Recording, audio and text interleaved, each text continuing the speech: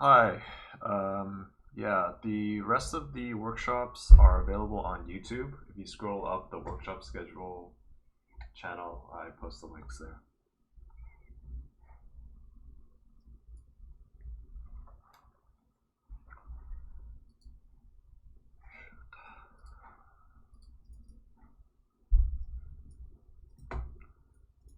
Hey, you don't have to remind me about the Google thing. I already did it. First time for everything.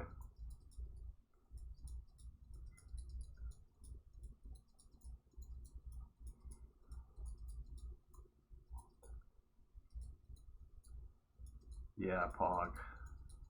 Pog.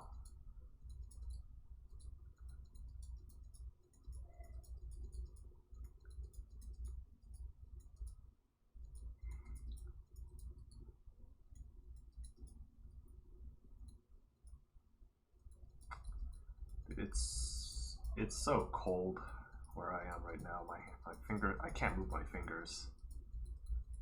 Oh God, I can't click anything.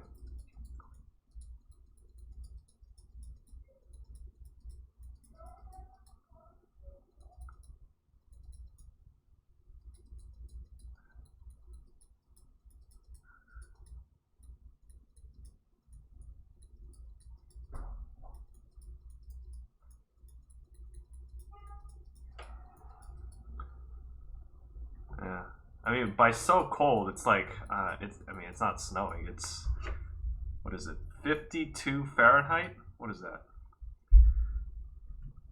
52 Fahrenheit. F2C. That's 11 Celsius. It's, it's cold, but it's not that cold. But it's cold for It's California cold. Jesus.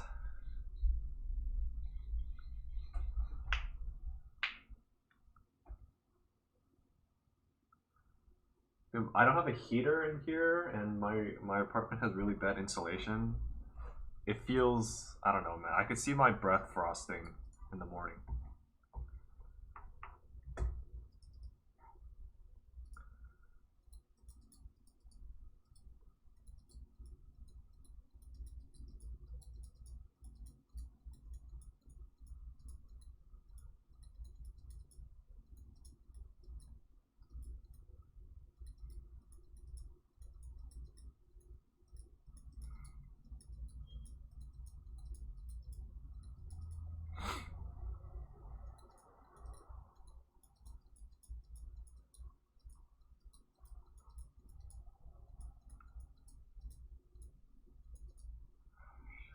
I can't move my hands.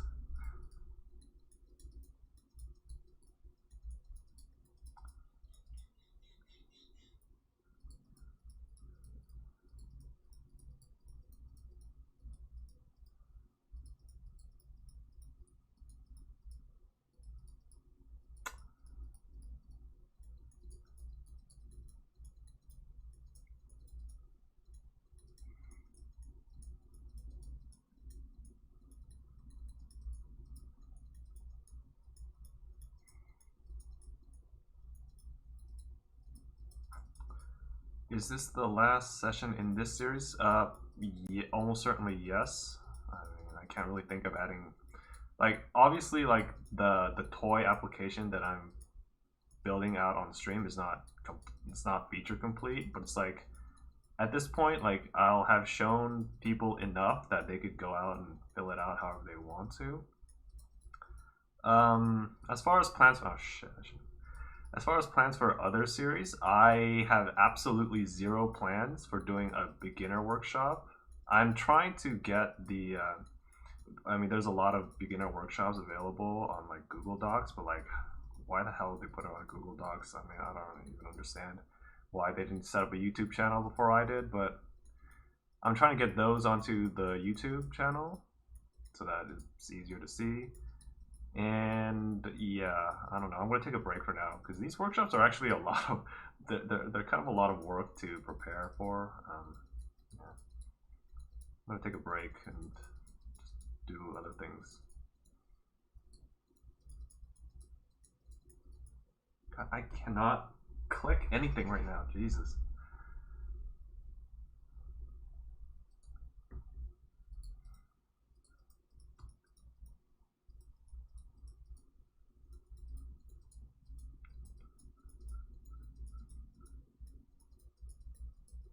And if you're here for the first time, I'm gonna be starting at noon, and until then, I'm just playing Minesweeper. So this is not the workshop. This is just waiting for people.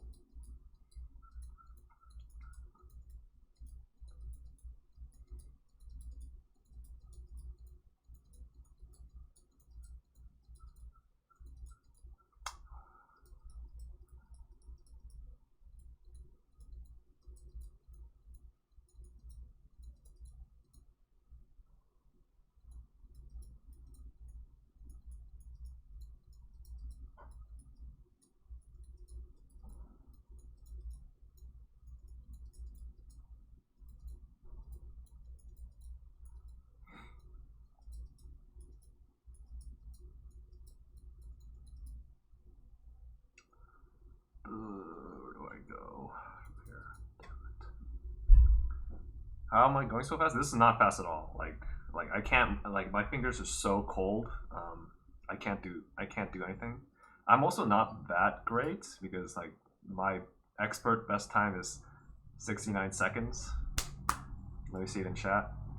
But like I don't know. I think the world record is somewhere in like 30 seconds. So I've also been playing since I'm for like 15 plus years now. So I kind of know what I'm doing a little bit.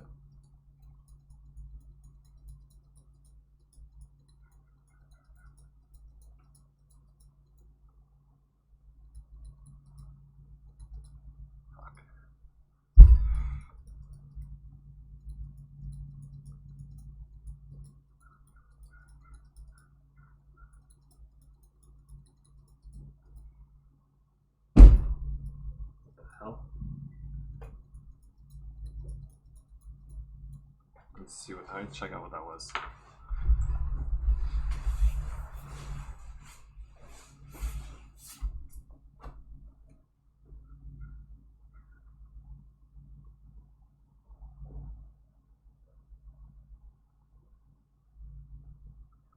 Maybe that was outside?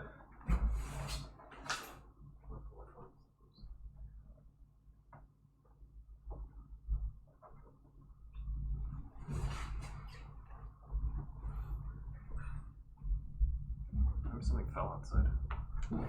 Minesweeper tourney in 2 weeks? I'm gonna lose. I mean, I'm not good enough to join a tourney.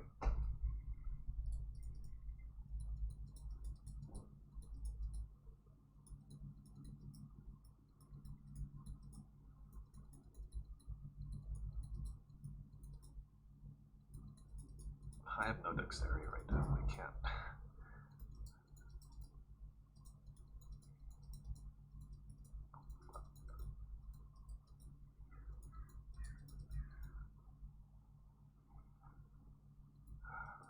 Damn it.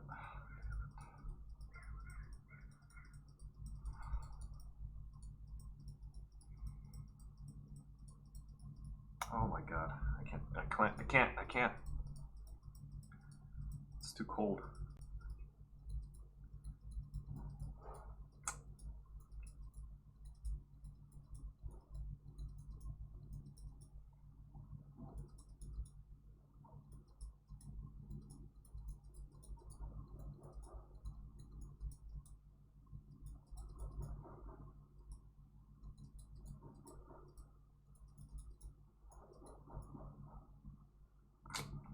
I don't have anything. Still don't have anything. Nope. Whatever. Didn't win anything today.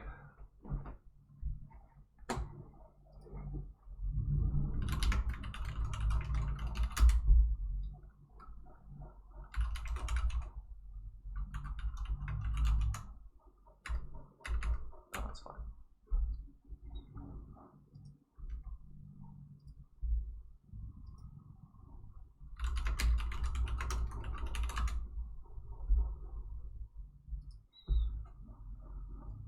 Okay. So it's 12 noon, so I guess we should get started. So, hello everybody, and welcome to the 6th and final session of the Fullstack dev workshop hosted on HealthyGamer. Let me just sign in real fast. Okay. So, last time what we did was we set up this the front end with the back end. We integrated them together so that I can call my API from my website. So, for example, so this network call here, this list call, these list calls are all being pointed to my API, and they're returning. One second. Reload this real fast. They're returning. They're not returning anything. Oh no, what's happening here? Well, they're returning something. What the heck is coming? What the heck is coming wrong with this? What the hell? Okay, well, I don't know. I probably messed something up because I was doing some testing on the thing. But it's calling the API, and the API is returning something from my website. Okay. So what I want to do today is adding authentication, and authorization to your website. And these two things are related but different. So AuthN, authentication, is like logging in to an account, right? It's telling the website, this is who I am, and the website validates that, okay, this person is this identity. Authorization, AuthZ, is taking a user and validating that they can perform an action, that they are authorized to perform an action. So there's different ways to approach this, right? You can, of course, create your own AuthN system, which I would not recommend. Authentication, auth, and security are very complicated, and so I don't trust myself to do that. And unless you're like a team of security experts, I don't think you should do it yourself either, to be completely fair. Lots of like AWS, of course. I mean, look at all this stuff. Of course, they have AuthN stuff. So, for example, there is called Amazon Cognito is AuthN. But I'm not going to use Cognito because, I just want to prove to everybody that I'm not a complete shill for Amazon. What I'm going to use instead is, give me 1 second. I should have.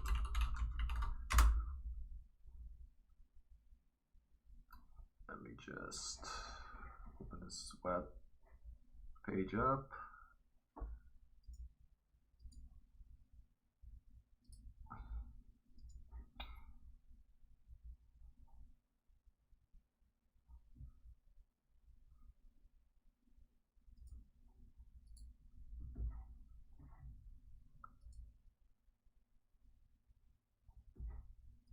I'm going to be using Google Cloud Platform for this. Why? Okay.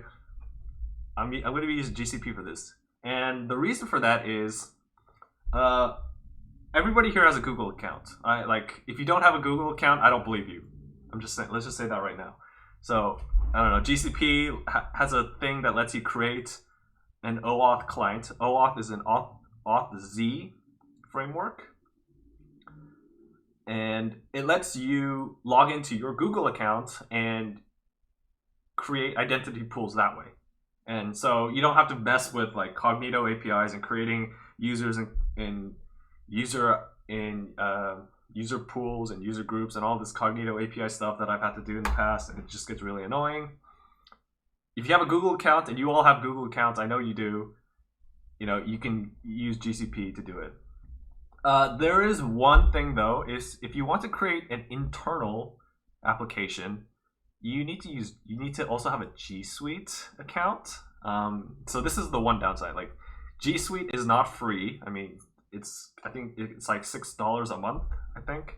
And I have a G Suite account because I have my own domain name and I have stuff available on G Suite already. So yeah, that's the one bad part. If you want to make a private internal application for like a blog, you don't want anybody to just like log in to your blog and just start posting, porn on it. And you don't want to pay, it's probably better to just use Cognito, because Cognito is free for up to like 50,000 users or something, and so it's just free. But I have a G Suite account, so I'm going to be using this, and I've already set up my credentials for it. This is not particularly complicated. Also, this website is terrible, and if I click on credentials, it'll show you all my secrets on it. Like, why? Like, come on, Matt, guys, just hide the secret. Just hide it behind a click or something. Like, please. It's so dumb. So yeah, I've already set up this project, and we can use it.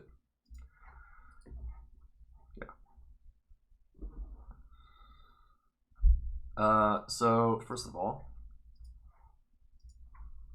npm run start.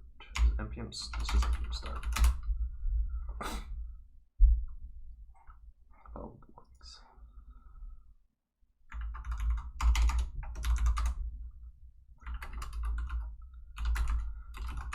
alrighty.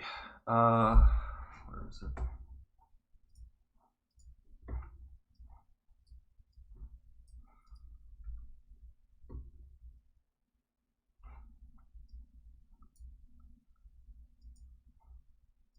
Okay. So, first thing that we're going to do is, because this is npm and React has tons of people doing lots of different things. Oh yeah, you can see my testing. The first search for it's not working. There is this thing called React Google Login, which is like a component that some guy has made that wraps the Google Login API. And I've looked at the Google Login API, and it's just so weird. I don't know. I just have somebody else do it for me.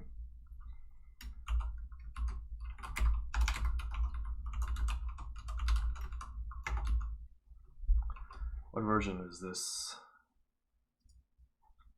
5.1.21.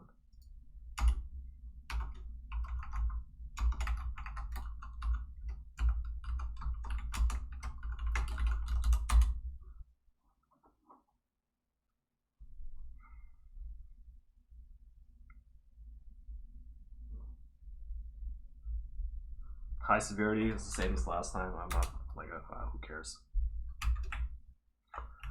Okay. And so we'll create a login component that wraps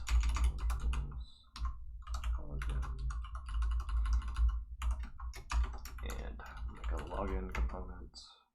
And this needs a content. No, it's not. Oops.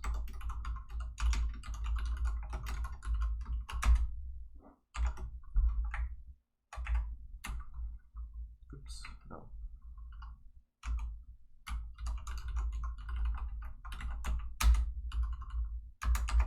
Alright, so just write a component that, I don't know, it's basically like something like this here. So like you click it, there's a button you click and it opens the Google pop-up and you can log into it or something.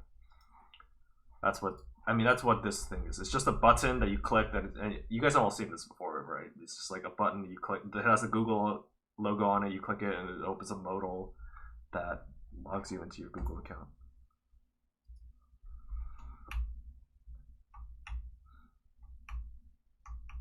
All right.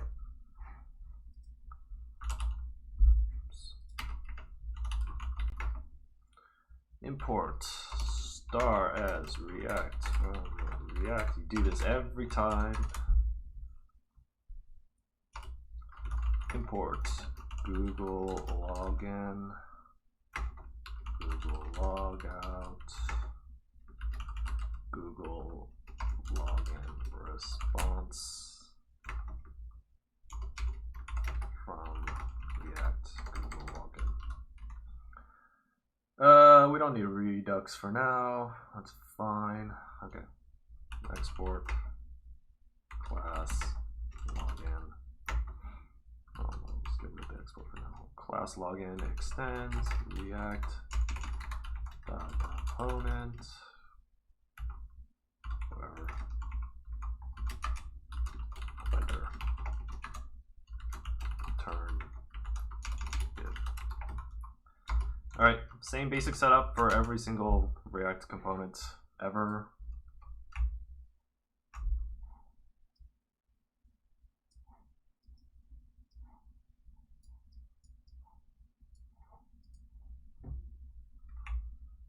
So how do we use this? Let's see. So when you have this, like if you're not logged in, it should say that to log in. But if you're logged in, it shouldn't tell you to log in again. So it should tell you something else, maybe like a logout button. So as part of, keep that as part of class state. So interface state logged in boolean. That means I need a constructor.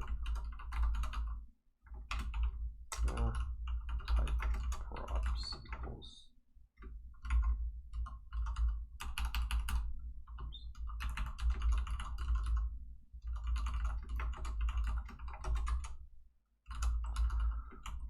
So you always need to call super, and you initialize your state. Logged in false.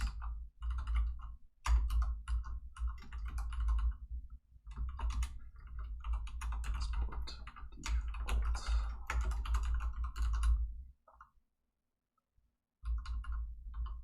Oops. State.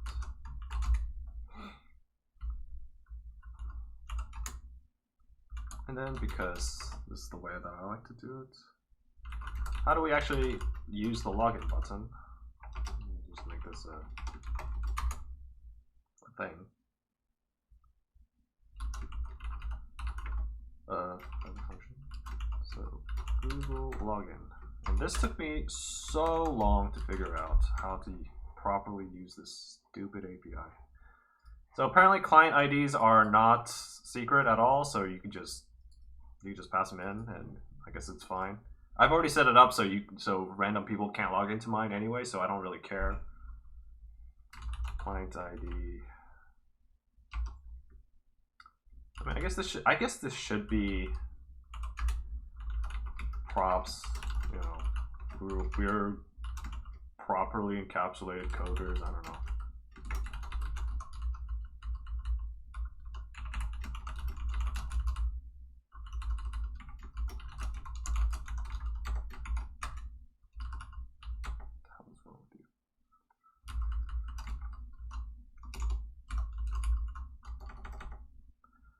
Okay, button text, if you don't pass anything, that's fine. On success, we'll just make this another private method.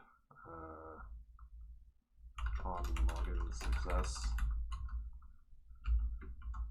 On failure equals just on login failure.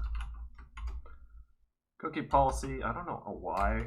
I'm pretty sure single host origin is the default, but I guess we just pass it in.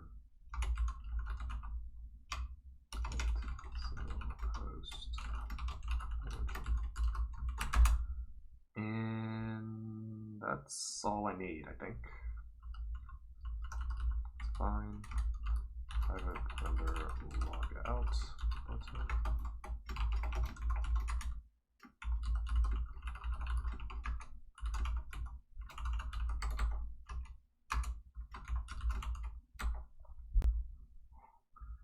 The logout button API is similar. Yeah, same client ID.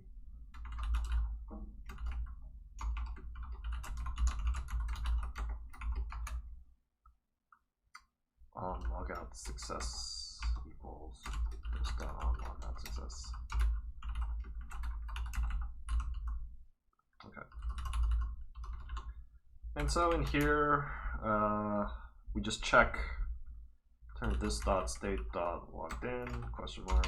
And for logged in, we render the logout button. Otherwise, we render the login button.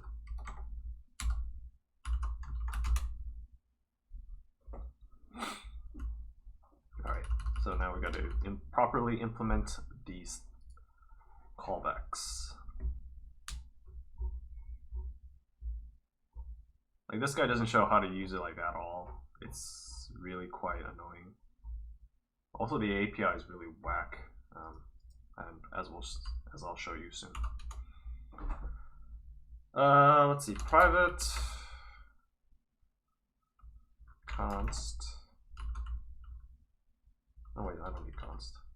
Const private on login failure. Let's handle this one first. So this guy does have TypeScript types for his component. It's just, where is it? No, it's just not like, he just doesn't have documentation for it at all. So on failure is a function. It takes any and returns void, which is like, you should probably make this not any, but all right, whatever. Any. But it's not like we can do much about this, so we're just console.log it for now. Not console.log, console.error. Error. Cool.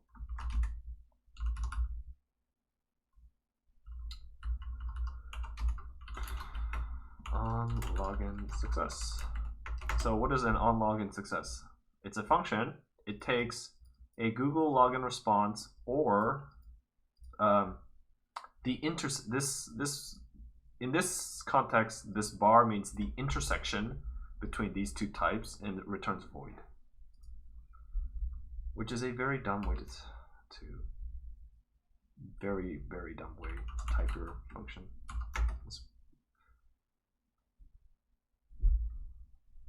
And I'm just going to be using any, and I'll show you why.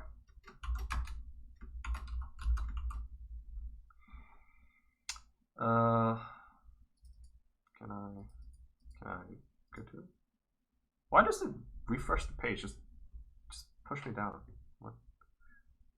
Okay. So Google login response offline only has this one property, code string, whereas Google login response, why are they not together?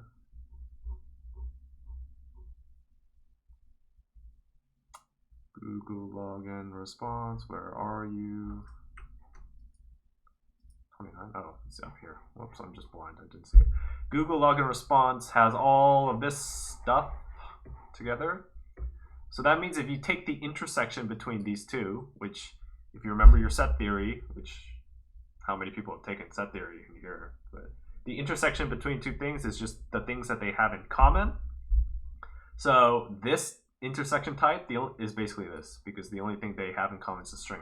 So you can't use anything except the string, except I want to use things other than the string. So this type sucks. Just use any, and we'll just cast it.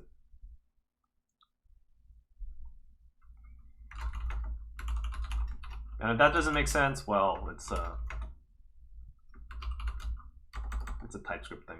It's a strongly typed language thing, statically typed language thing.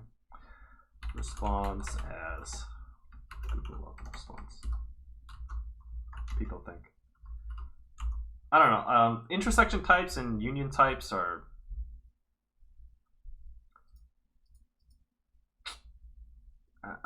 the way that you should type this is that you have overloads for it, so that you can have a function that it's a function that can have either a Google login response as an input or a different function that has a Google login response offline as an input. And so then if you know that you're always going to get the Google login response, which we're not going to set offline, so you could set either or, then that would work. However, in this case, like you just have to type it. You just have to like force the coercion to like, hey, this is always going to be this interface. So this is a failure on this API. But it's better than working with the raw Google Auth API by itself, so what can you do? Well, I guess we should do this response, because the response might be null. I've had instances where the response is undefined. I genuinely don't know why, so we have to check if it does exist, I suppose. Okay. Oh, interface states. We also want to store the login token, the actual token. So when you log in to a website, you see like you see all like your personal information, right? Like your name, your email address, blah blah blah. But what they also send you that they never show you on the website itself. So for example, the GitHub website, I'm logged in. When you log in, they also send you back some sort of secret. It's usually called an authorization token. And you use these secrets basically to prove that you are capable, that you are allowed to perform actions, right? And obviously these things are secret.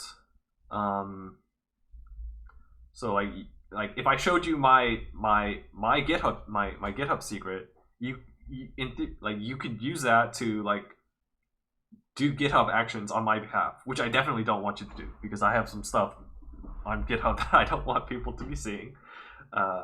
No cap. But that's really the basics of authorization. When you log in, you get a token that you can pass back to a server to prove that you are who you say you are and that you are allowed to do these things. So the question is, where do I store these tokens? They're secret, right? We can't let other people view them. One thing we could definitely do is we could just store it in JavaScript memory, and and if your JavaScript client code is obfuscated well enough,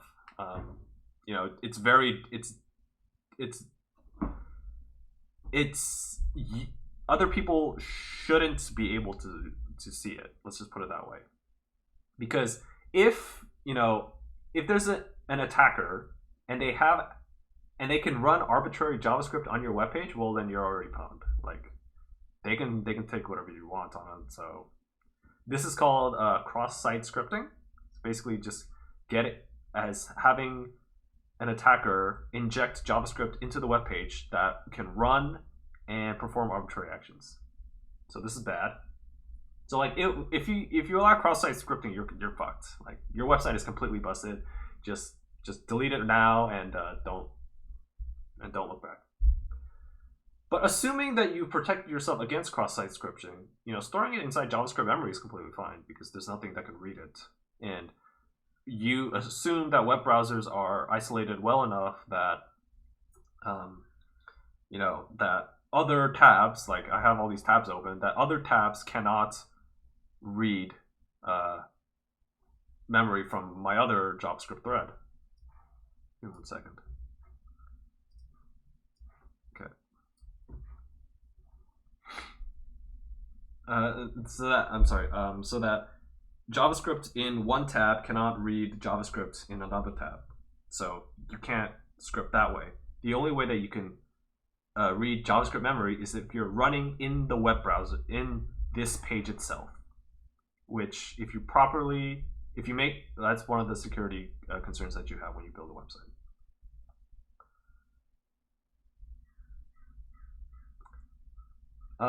The other common attack for websites is called CSRF. I believe that stands for cross-site request forgery.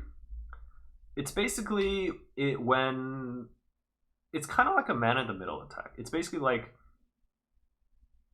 another web page makes a request and it tries to fetch information that it shouldn't be allowed to by faking that it is some other website.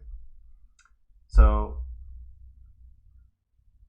I'm just gonna admit it, I'm not a full-time web developer. I don't really know the full ins and outs of CSRF protection. So I'm just gonna leave it at that. And it's something that I hope that it's something that, you know, if you use the modern standards, I believe that you're fairly secure against it, but it is something to read up more on. And if I had more time, I would have, but I don't, because I don't know, I have so many things going on.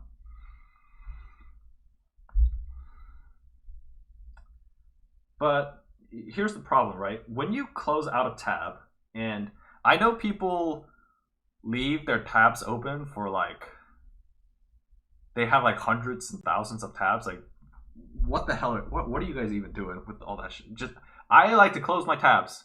I have 64 gigabytes of RAM on this stupid computer. I close my tabs religiously. I try not to have more than like 20 open. I don't know. So like, if you store your login information in JavaScript memory, when you close the tab, you're logged out, because when you close the tab, it's just gone. Everything is wiped, right? Hopefully, if your browser is secure, hopefully that's what happens. So how do we persist login information? Like, I don't have to, like, if I refresh this GitHub page, if I go to a different GitHub page, you know, I'm still logged in. How does that happen? Imagine closing tabs. Dude, I close my tabs. I don't have very many tabs open. Like, I find it so weird that people have hundreds, like, so many tabs open. Like, why? I mean, I have the memory, like, okay, let's just, you know, I have the memory to afford it, but like, why do people do this? I don't understand. I don't understand. Okay. Yeah. So okay, so like I said, how do you persist login information? And there's two ways to do that in a web browser, and one of them is called local storage. So for example, if we go here, I can show you both of the ways that you do it. It's local storage and a cookie, and we'll talk about both.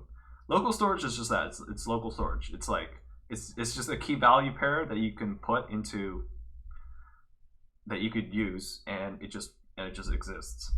And whatever you want, you could just ask the browser, hey, give me this key from my local storage. Oh, it doesn't exist? Okay, whatever, fine, it doesn't exist, fine.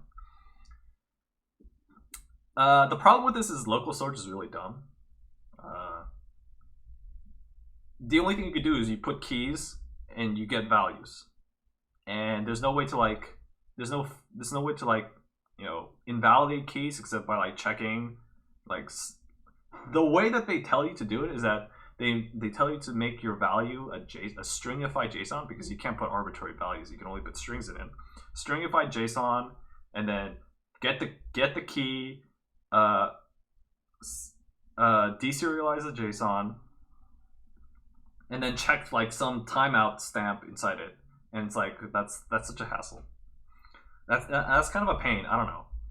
Also, I read that local storage is more vulnerable to CSRF attacks. I have no idea, but that's just what they said.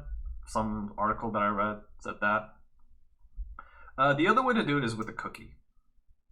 And so cookies have the weirdest API. I'm just gonna just put it out there. The cookie API is so weird, but it's like, cookies are also kind of like a key value store, in that you put keys and then you put values, but you can also put in like other attributes for each individual cookie. So like an expiration date, it will automatically just go away after the expiration date. So that's nice. But like I said, the cookie API is just so whack. I have no idea what the hell they were thinking when they designed the cookie API. It's so weird. But apparently cookies are supposedly more safer than local storage, according to some articles that I read very quickly in preparation for this session. So we're going to do cookies.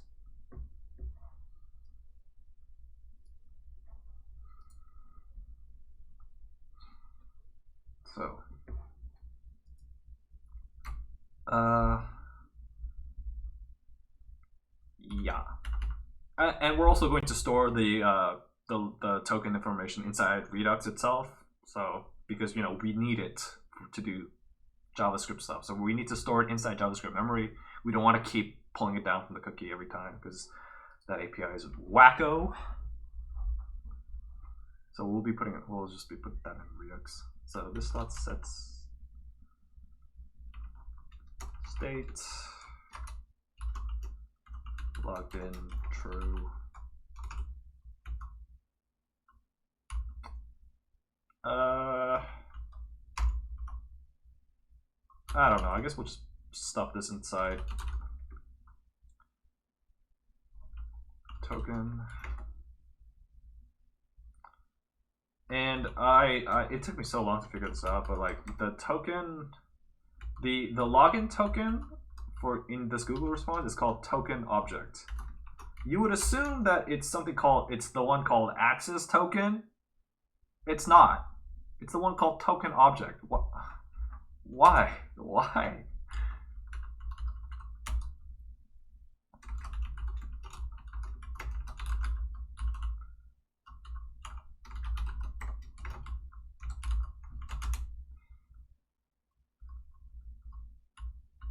What do you want? Wait, is it token object? No, it's token ID. Sorry, it's not token object. It's token ID. It's token ID. Yeah, I don't know who named this. Like, if I ever meet you, like, what were you thinking? Token ID. And we'll also make a dispatch props. I'm gonna hook this up to Redux.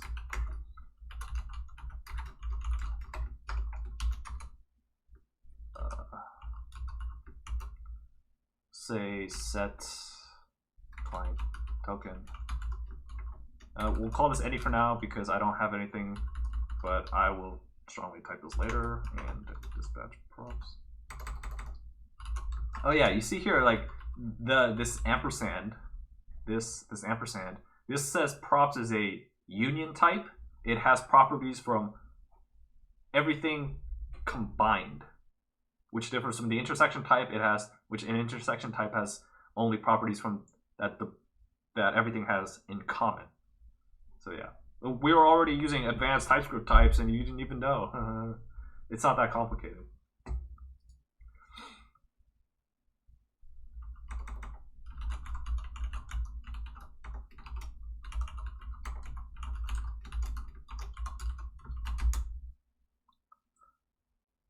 And I mean, I have to write a utility function for this, so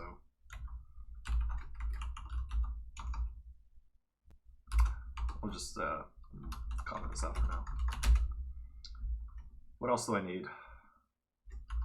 On log out success.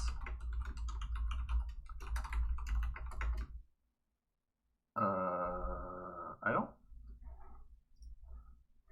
even if it had things inputs, like I don't care, like I'm not gonna, you don't use them, we just reset the state.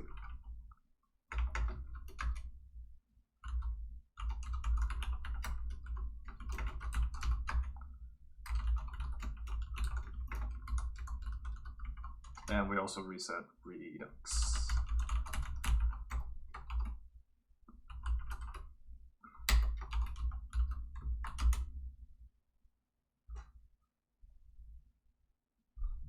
Okay. So now this guy is going to complain about missing props. Let me see if I can find it. Where did I put my client ID? No one is using the browser API to manage cookie dose. I am. I'm gonna, like, if you want to like if you want to like store cookies from JavaScript, you have to use the browser API. I mean, like, what else do you do? I don't know. Maybe I'm crazy. Maybe there's a better way to do it, and I'm just dumb. But I'm not a professional web dev. I don't know anything. I don't know anything at all. Okay, here's my client ID. Please don't DDoS me.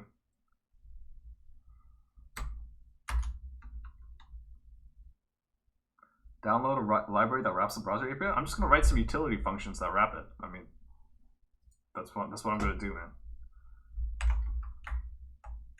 I mean, it's not hard. It's just like the first time I saw it, I'm just like, what the heck? What is this? It's so weird.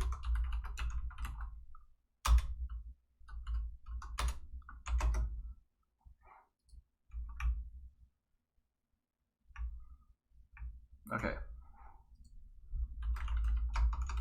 Export const get cookie. String.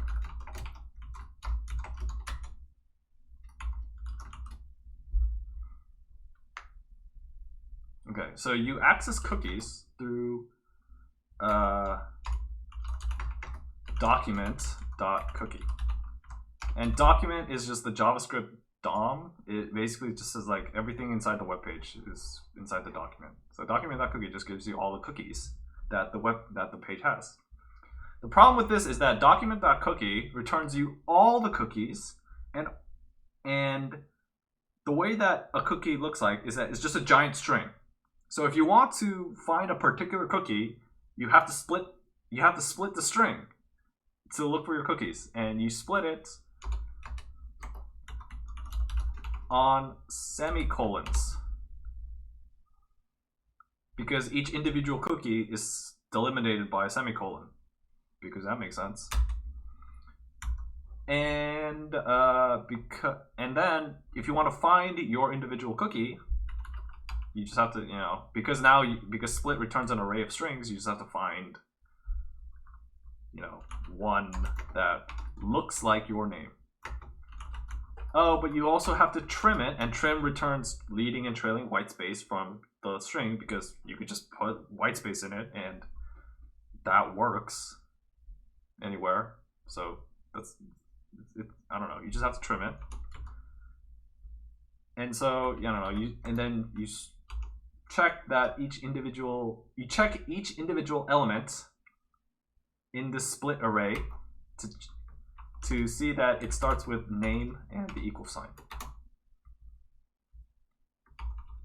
Okay, because a cookie looks like this. It looks like key 1 equals blah blah blah, and then possibly however many spaces that you want. Key 2 equals even more blah blah blah, and etc. etc. And document.cookie just returns this entire string to you. So, yeah. Okay, so if this value exists, now we have to check if this cookie exists.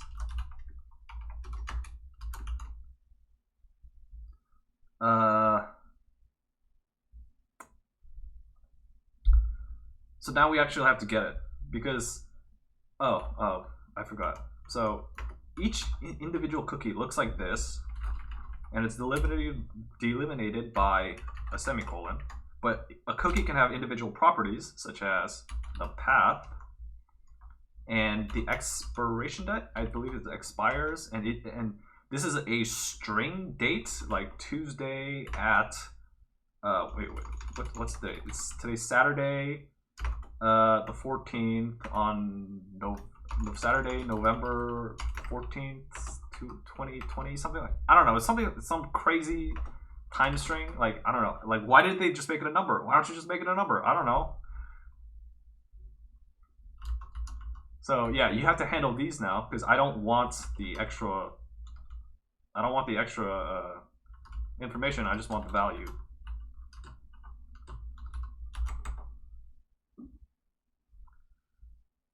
I don't know if you're doing not like this because I'm completely messing it up, or because cookie API is just this dumb. Const return value equals, oh, and because like you have like commas and semicolon, like if you want to have commas and semicolons and like other characters, you have to decode it decode it into URI components, which I don't know. It's like it just converts like special characters into like into different strings that do not have the special characters. So decode URI component. value.split. So the first split is we're going to split based on these equal signs because each. Oh wait, no, not the equal sign. We're gonna split based on the commas because the commas delimit each property in the cookie. Although there's a fucking comma in the expires one here, so that doesn't really help you. Like it doesn't matter. So we're gonna do that. The actual value will always be the first one. So 0 will always be the first thing. So this key value pair, the one that we actually want, will always be the first. And if this exists, then if it doesn't exist, then whatever. And then we need to split on the equal sign to actually get to split the key value pair, and then this is going to be the second one. And because the JavaScript API lets you pass in undefined into a cookie value, you actually have to check that. Ret equals undefined. It's a string undefined. It's not the JavaScript value undefined. So you have to do that. If it's undefined, then we just return undefined. Otherwise, we return the actual value.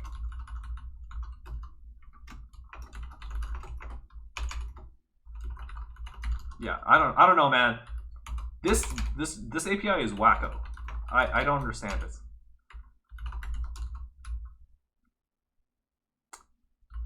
Sorry, not value. So cookie. Why is this unreachable code? Huh? Alright, what did I do now? What did I do wrong?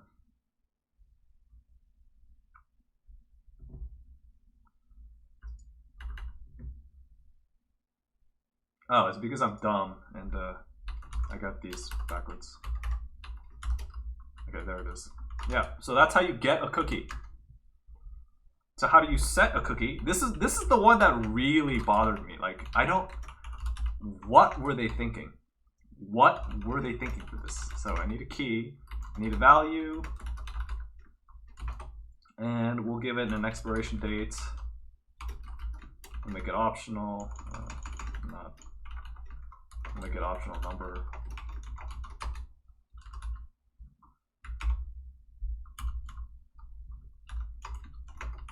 Doesn't return anything. This one really bothers me. Let me just find it. Set. Okay. So first of all, like, we have to encode our key values and our expiration dates inside a string. So that's the first thing to do. Let cookie equals key equals value, and then we set you usually need to set the path. You just have to say like I can use this cookie like anywhere inside my web page. So that's what the path is for. And then if the expiration date exists, whoops, doing too much Python recently. Keep forgetting the parentheses. If expiration date exists, then we just update it. Cookie equals cookie, another comma, expires equals new date, expiration date. Okay. So you have the string. How do you set a cookie?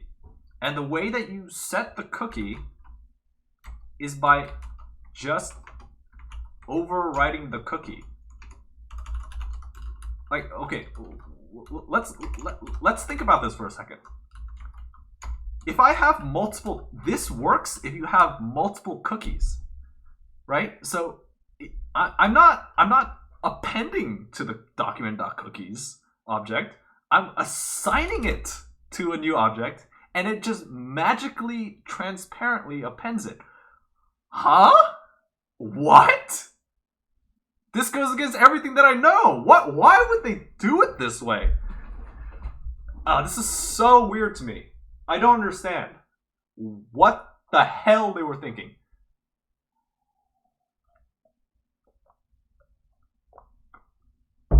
You're not updating it. You're assigning it to a new value, but that value, but then it doesn't care. And it's like, it's so weird. I don't understand.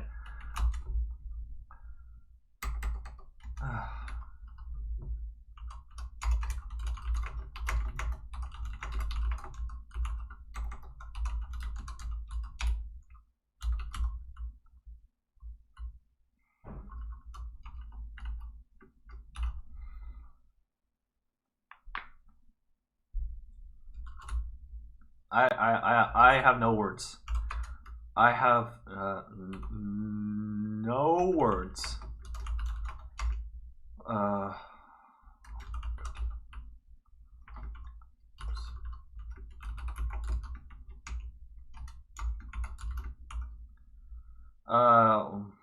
Okay.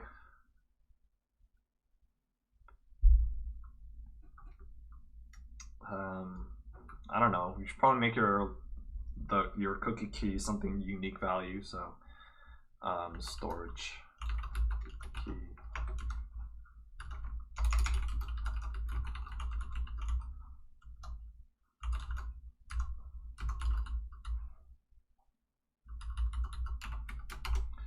So the key is going to be the login cookie. Oops, storage key. The value will be the actual token, the token ID. And the expiration date, we'll set it to Google response dot. It's in token object dot expires at.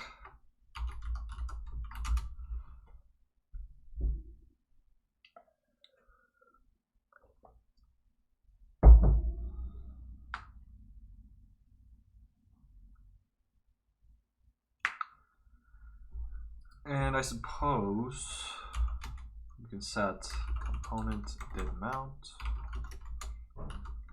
So when React runs this code to like put the component onto the page, and also if it's like updating, we'll run this code. We want to fetch the cookie and update it if it exists.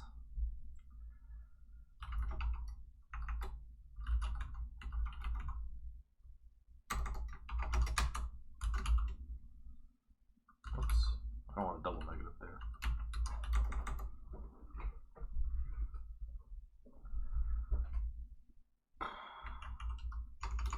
Const login token equals utils.get cookie.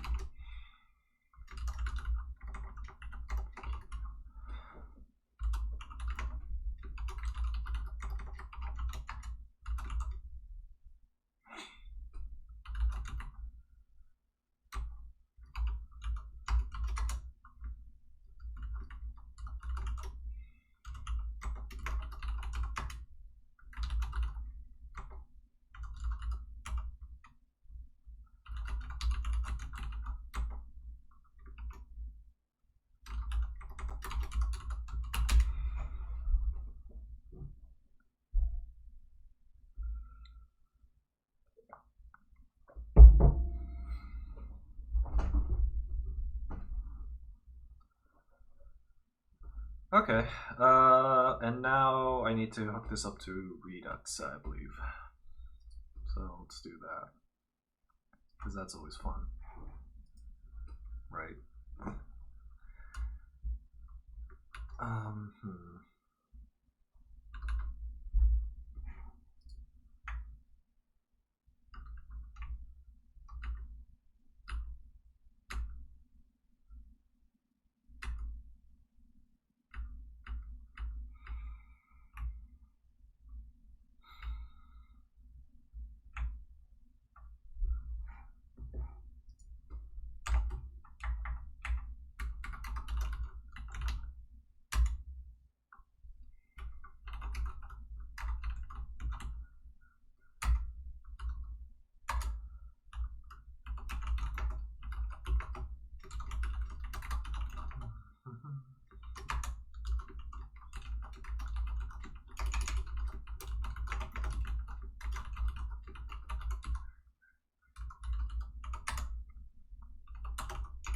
the exact same thing every time.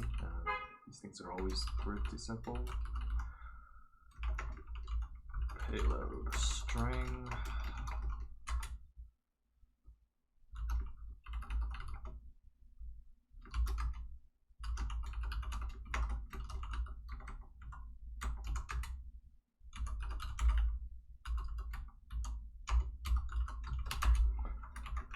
Producers.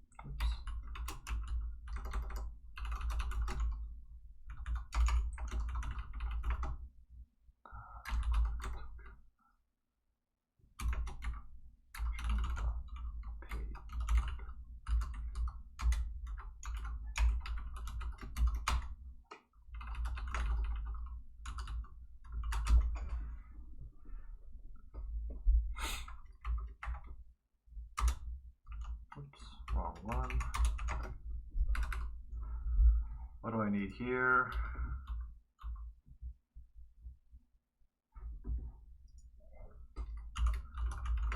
Need to connect to React to Redux.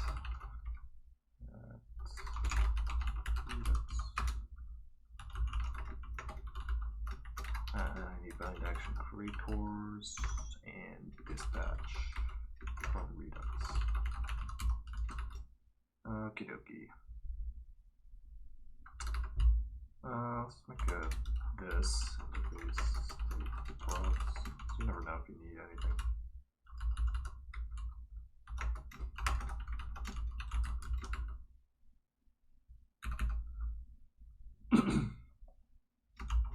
Const map state to props. You always need maps. Well, you don't always. You actually don't need map state to props, do you?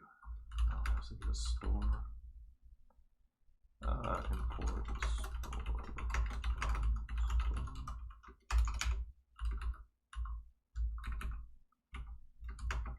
store. Returns state props.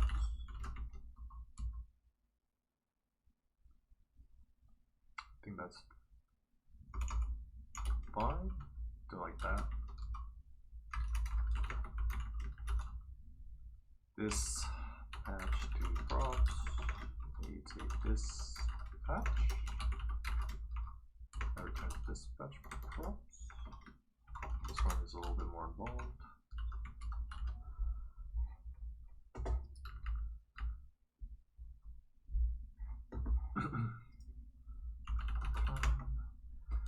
Bind action creators.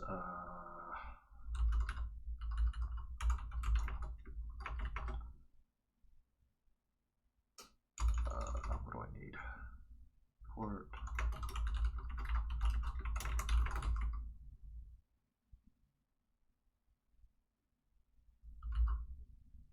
Wait, what? Star as log.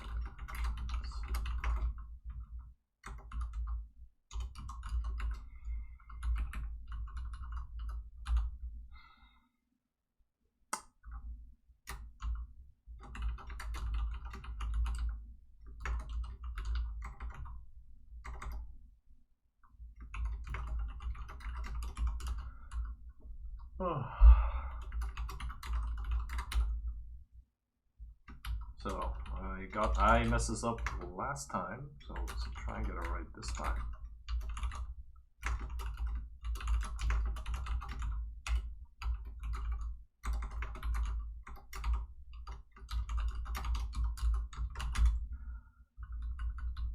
Okay. I think everything's working. Cannot find modules login? Just shut up, dude. Alright, well, it compiled. No, it didn't. Yes, it did. Okay, cool. Alright, so I have a logout of Google button because apparently I'm already logged in because I've been testing this thing. So if I click it, it doesn't do anything. Well, that's just peachy. Why doesn't it do anything? Oh, that's right. On logout 6. Wait, I did set it. I do set the state. Oh, it's because I'm doing this. Nobody's told me. Set state. You can't be just manually calling this because React is a little dumb sometimes. Just gotta do that. Warnings: functions are not valid as a React child. This may happen if you return a component. Oh, also because of that, I'm not actually calling the function. There it is. Okay, does this work now? Yay! I click the button, I'm signed out. Which, you know, if you have an actual application, you need to do a lot more things after signing out, but like, you know, this is pretty simple. We just have a sign in, sign out button. I don't know if I should show this, but if I click the sign in with Google button, it'll open a pop-out and it'll show you a bunch of my emails that people may or may not spam. Maybe I could do this in a different tab. Oh boy. Oh, this is my friend. Oh, that's my friend. Okay, let's see if this works. Sign in with Google. All right. So let's try and sneak this over. So choose an account. Okay, well, you can kind of see that, you know, I have a whole bunch of emails that I can choose from. You know, I have 5 emails under Google. But like, yeah. So yeah, if I click this one, I promise I didn't do any, you know, anything, but now I'm signed in. I have a logout of Google button. If we check Redux, set client token, this should be undefined. Action.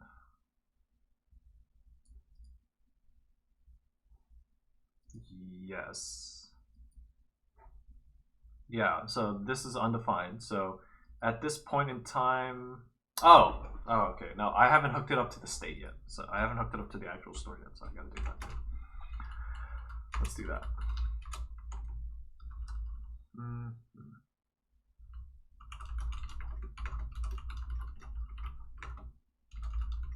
I realize that naming 2 things reducer is complicated and confusing, so you should probably just rename the state to state and the reducer to reducer.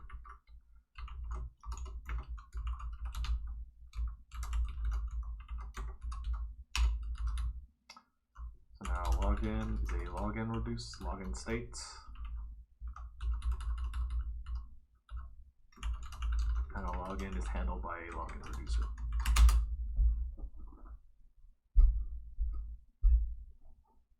State. Great, I'm logged in. Google says I'm actually logged in, and because of that, I actually do have my client token in here. Let's see. Can I show this? Can I show this? Documents. Cookie.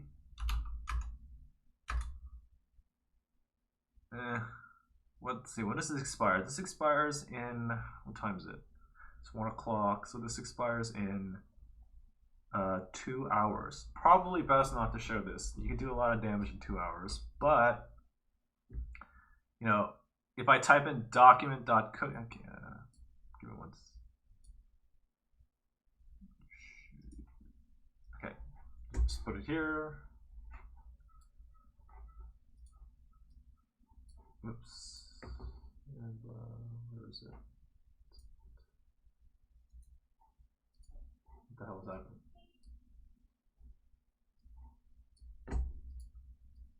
Okay. But if I type document.cookie, I type document.cookie in my console, it gives me a whole bunch of stuff that I've stored. I now stored my thing inside the cookie. So that wasn't too hard, I guess. Oops, I just closed it. Why did I close it?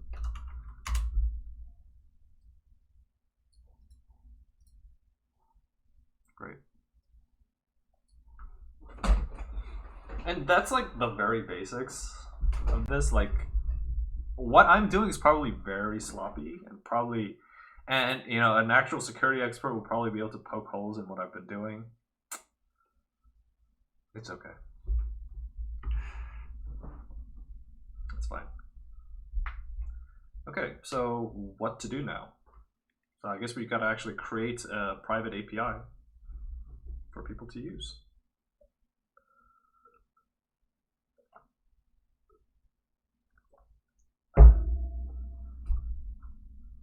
I guess we'll just finish up all the front end code, and before we get to the back end stuff. Async actions.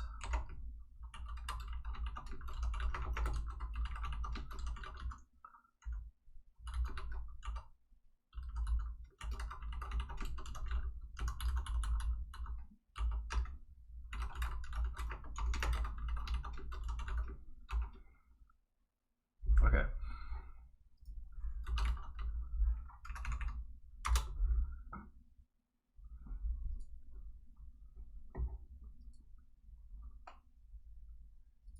So you go into a blog post, and what do you need in here? Whenever you're designing an API, you know, simplicity is always best, but like you can get too simple, like the document.cookie insertion. Like don't do that. You gotta be simple but consistent. What do you need for a blog post? Well, for example, I need the author. I need a title, because apparently like you can set titles to be whatever you want. You need the actual content. If you want to have a byline, like a summary, that's, you know, that's not like the first couple of sentences, that I suppose you could do that, but it also doesn't matter too much. You assume that a blog post is pretty, you know, self-descriptive in the first couple of sentences on what the purpose is. Tags are optional, I suppose, but that's something that you need to think about when you're designing your entire system. But like, basically, what you need is you, title, and the content. Everything else, like a special ID, like you could generate on the server. The creation time you can also generate on the server. You don't want, like, because like it doesn't matter. You don't have to pass this. The only three things that you really need: title, author, and content. If you want to have like a picture or whatever, that doesn't matter. Probably also not necessary. But you can also fit that in if you wanted to. Title, string, author, string.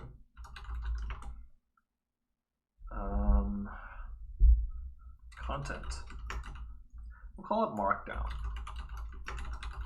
Markdown. And the reason for that is, you know, while you certainly can write these things in like HTML, you're not doing that. You're not going to be writing it in HTML. Nobody does that. You're probably going to be using something like a Markdown language, for example, in Discord. You know, you could like bold things or italicize things and like insert pictures and things like that. That's all. It's called Markdown. So you just write in Markdown. Let's see. Const request. And I gotta do this, I suppose. Blogs.create request. Title,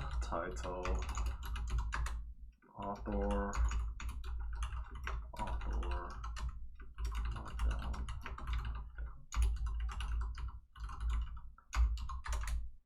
return. And then this, like, I've already set up all this. If you don't know what an async action creator is, go back to the previous session where I set all this up, and you know, it's just an abstraction around Redux.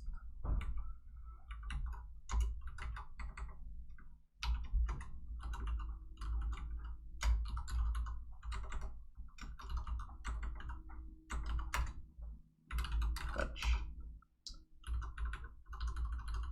const API domain.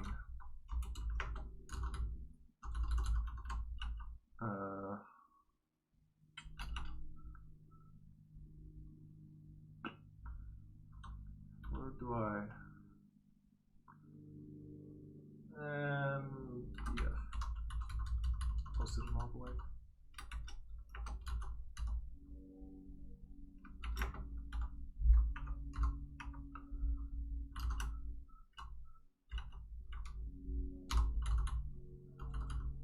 Quiet.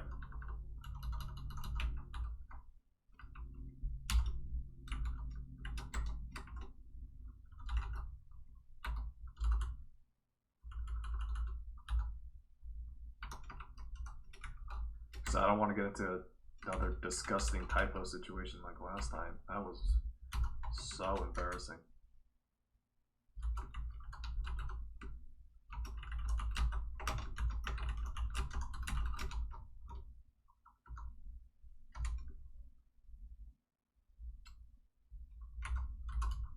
Okay, what do I need in fetch? I need the method. The method is always post for AWS API gateways. Body is always JSON.stringify the request. Mode on cross-site scripting, cross-site, cross-origin resource. Can't remember what the S stands for. Headers. Oh, okay. So let's take this out. Headers equals new headers. This is something that's really stupid about JavaScript. Like, even though you mark something as constant, you can still mutate it. So like here, if I'm mutating it, but it's still constant. So it's not really constant, it just means you can't reassign it, which is kind of dumb. But also, I guess it kind of makes sense. But it's also kind of dumb.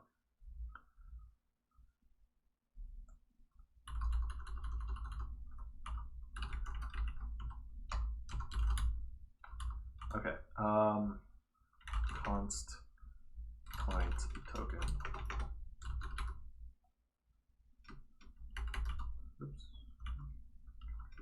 Import star as util urls.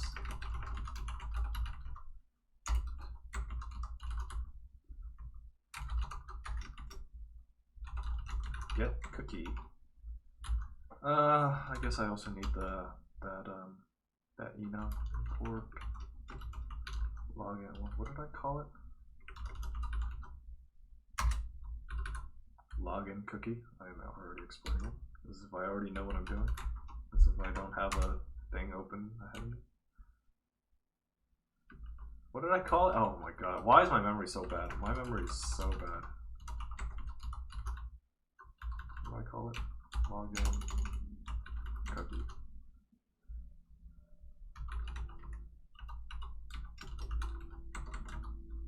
Storage queue.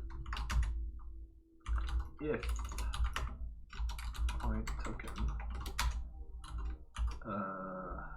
this one goes into headers, append authorization. Client token. And I'll talk about what this means in a little bit. But yeah,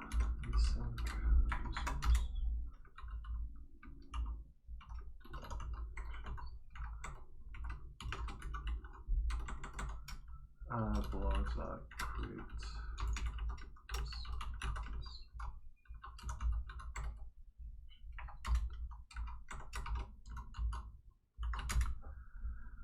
Okay.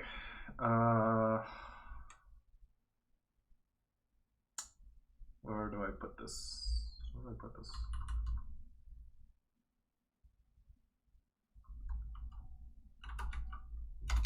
Okay.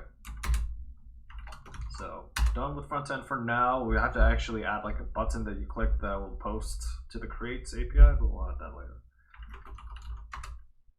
Touch.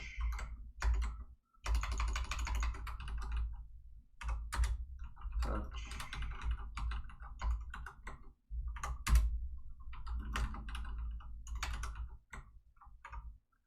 Request. So let's see. Just copy some of this.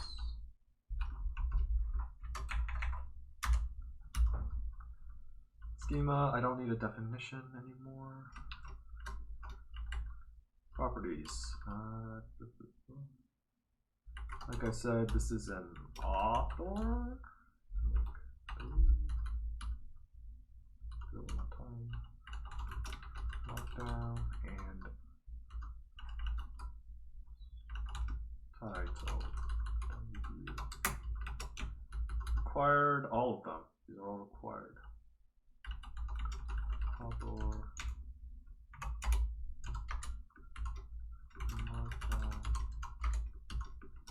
Title. And the response will just be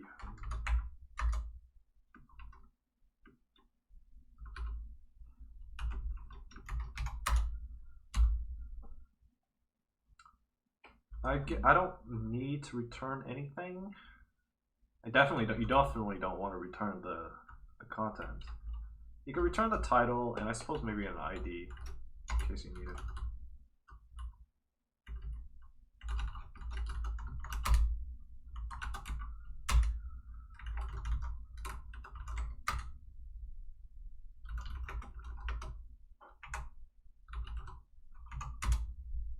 Okay.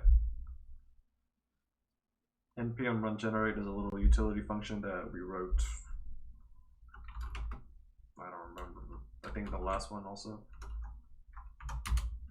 And it always adds this undefined here. I don't know why. It's kind of annoying.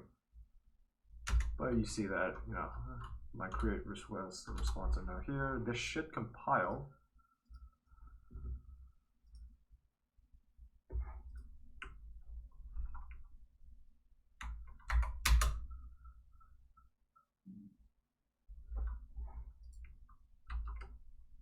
Yep, there it is. Okay.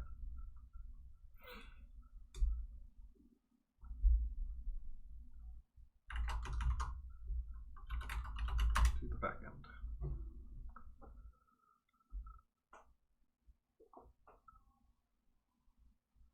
So that's all good, but how do we consume authorization things from API Gateway?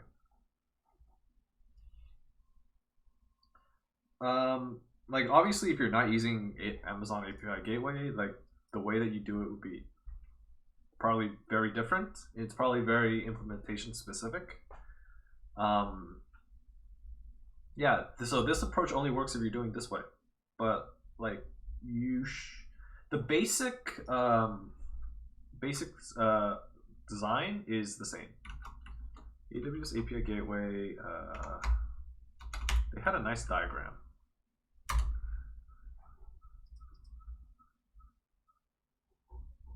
Yeah, okay, so here it is. It's like this. Whoa. This workflow is basically the same, like anywhere. You have a client, and they post a request to your web server, your API servers. Your API server does not immediately just go do the thing. It has to call into a separate authentication or authorization service that you have. Like this could be a microservice, is like authorization and authentication are always pulled off into their own microservices pretty early on to check that, yeah, this person is who they say they are and they are allowed to do this action. So like if it's allowed, then you go do the action. If you're not allowed, then you just go straight back to the client saying get the GTFO, who are you? Why are you here?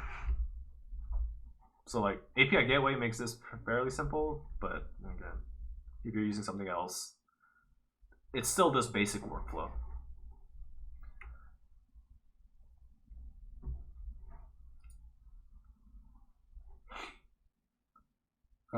So I think we'll write the backend first, like the actual code that does the authentication, and also like the create APIs, because that's not too hard.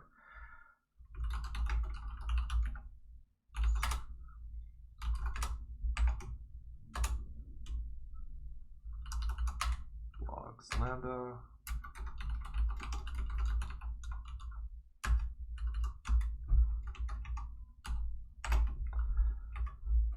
Okay.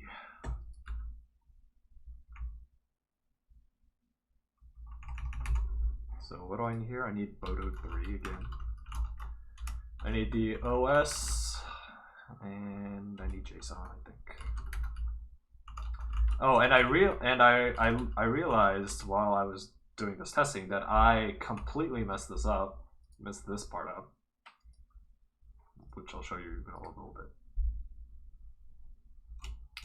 I guess I also need UUIDs for UUIDs, and also time. T goes before U.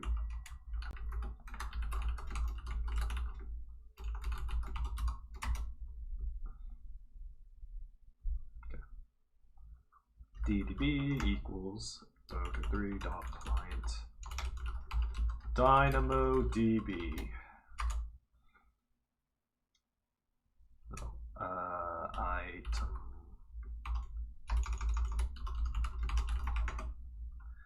String UUID.UUID. A UUID is a universally unique identifier. I think the name is pretty self-explanatory. It like generates some random string that it has like a 1 to like the, I don't know, 10 to like the 300%. 1 over 10 to like, it's a very, very, very, it's like, it's an astronomically small chance that you will ever have a collision with the UUID. Okay. I need creation time. String int time.time. Because time.time in Python returns a float. Just cast it to a string. Oops, I don't need this. And I need to stringify it before I put it into Dynamo. And this is what I messed up last time. So body is equal to json.loads event.get body body. So yeah, I was wrong, and in API gateway, it doesn't pass you the things that you pass in directly. It gives you a bigger JSON, and your actual request parameters get passed into the body key, which do that here too. Body equals json.loads event.get body.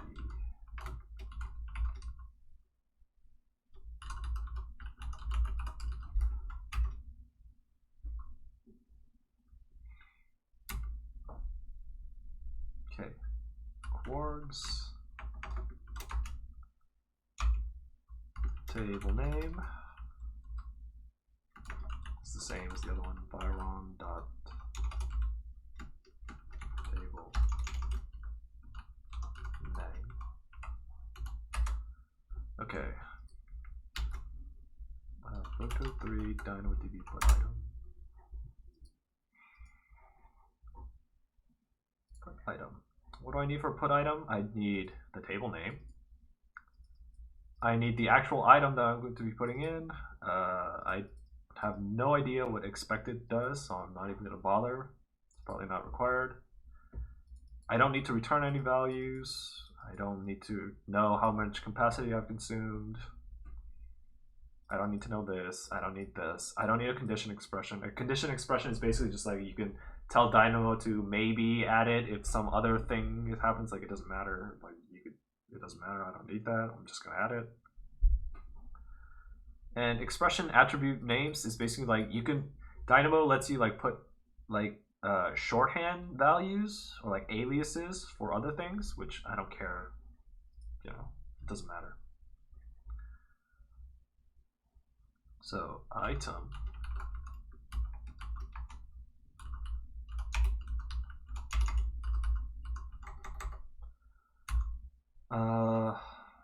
and the way that the item parameter looks like is it looks like this. It's a dictionary, and the keys are your attribute key, the attribute name, and then the value will be the type, what type it is, and then and then some more strings, because everything you put into Dynamo has to be a string, but it will return to you like, hey, no, this is actually a number.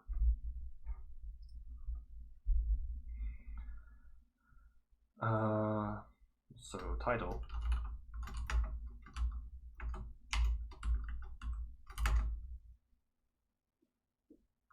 Body. Title.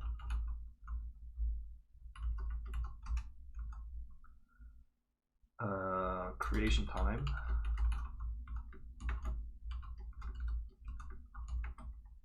Creation time. ID. It's another string. It's the ID.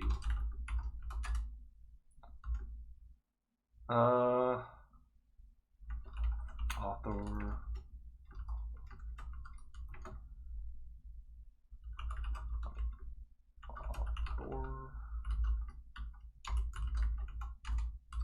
And you know what, like, even though we have, like, I don't know, like, I had this in, like, separate fields here, but, like, I don't know, I'm not gonna, like, fuss this out.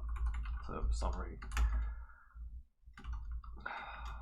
is body.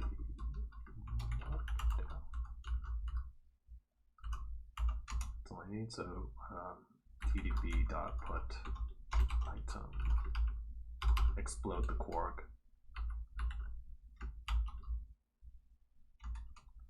And we need to return back some stuff. So I said I'm going to return back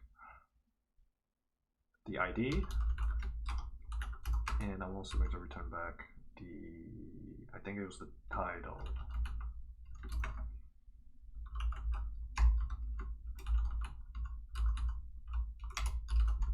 Okay, so that, and then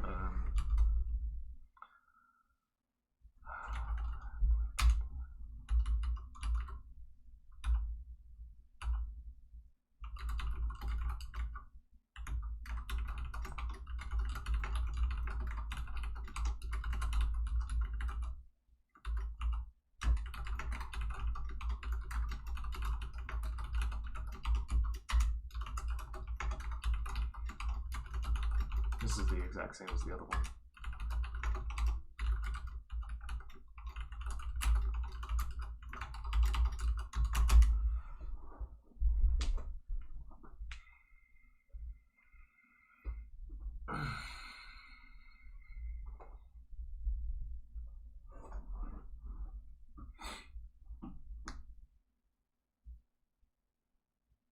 What am I doing now?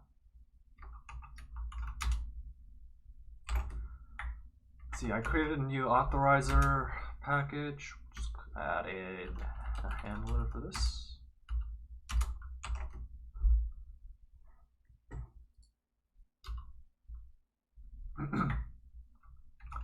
All right. So because I'm using the Google authentication service, I need some Google packages. OAuth 2. And I'm cheating because, I wrote this down. But, you could just look this up, I suppose.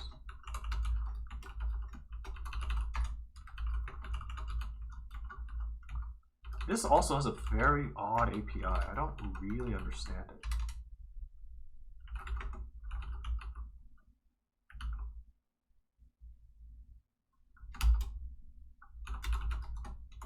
And this is also, because this also is going to be run inside a Lambda function, you need the event context handlers. So this is also why this function file is called handler. So it's a Lambda function.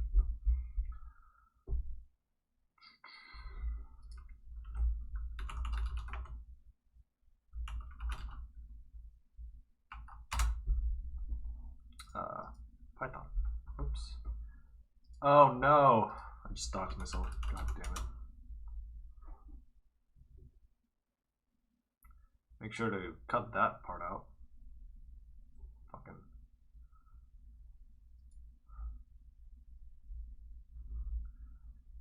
Yeah, well, I don't know. I live by a whole bunch of like apartment buildings. Like, you could probably like see it, but it's whatever.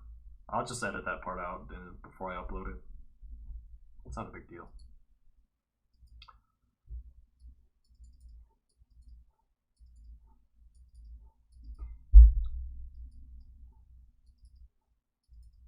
I also don't care. Like, you know, it's not like it might center it on the location, but it's like it's fine.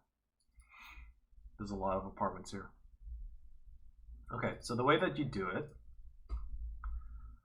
is you get an ID info, verify OAuth2 token, and you pass in the actual token itself.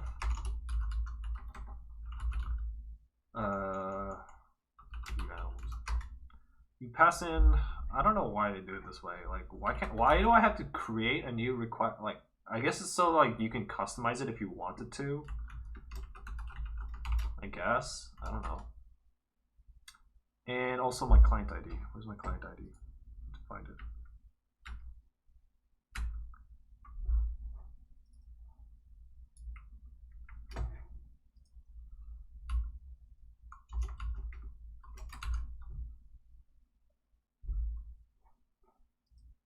Also, this is wrong.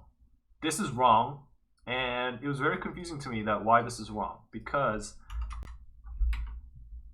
like it's not if ID info dot issuer is not equal to accounts.google.com. There's no HTTPS on it. What the hell are you doing, Google?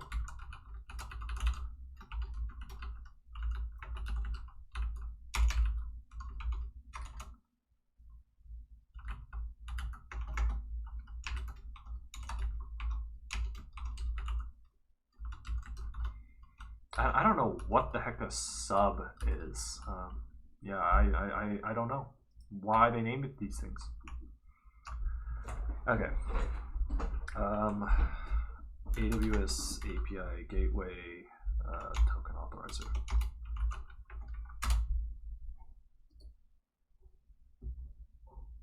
Blah blah blah.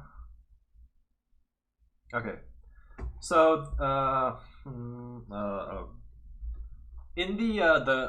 in the front end, when I did the create, I'll just show you. Front end, source store basic.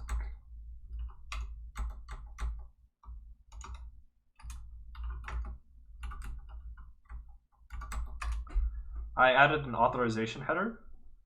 Amazon API Gateway will automatically take your authorization header and put it into the event of the event of the Lambda that you call as your authorizer, and it'll automatically put it into authorization token.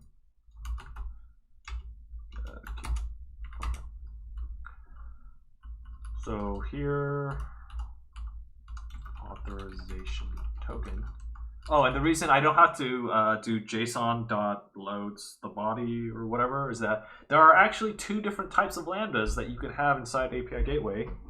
The one that I'm using for the actual service part is called a proxy, which means API Gateway does nothing. It just feeds you back whatever. If you create an authorizer, then it's not a proxy. The API Gateway handles some other stuff, handles a lot of stuff for you, so you can just call it directly into the event. I don't know. It's kind of weird. It's kind of weird. to wrap this entire thing so I can try to catch also.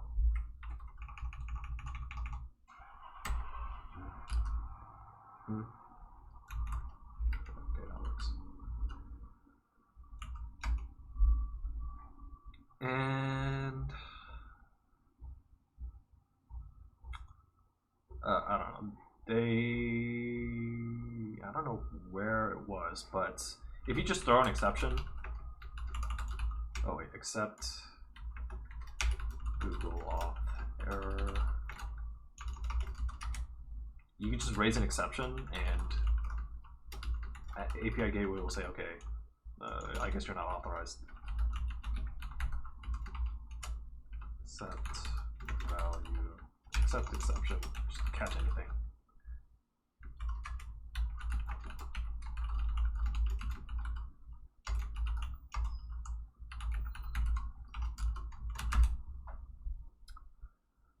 But that's not all. We actually have to return something.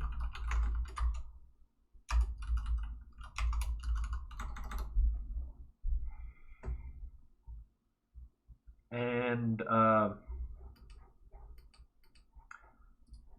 API Gateway asks you to return a dictionary of a policy. And a policy is like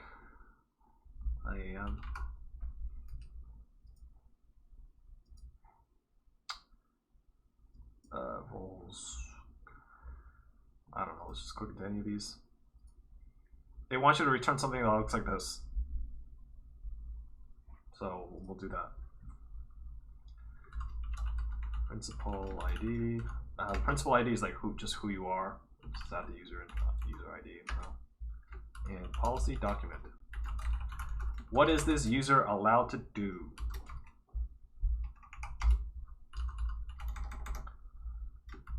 Version magic string 2012 1017.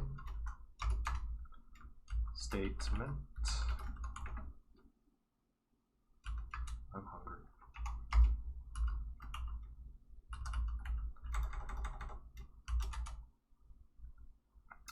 Action.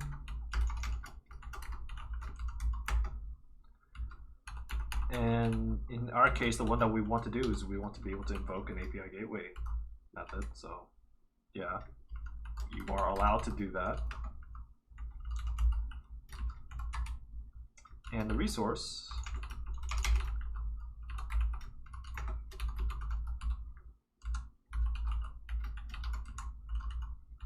because if you're in this function, then what you want to do is you want to invoke an API Gateway thing. Maybe you want to do some other stuff, but really you just want permissions to invoke the API. So they very helpfully pass you in what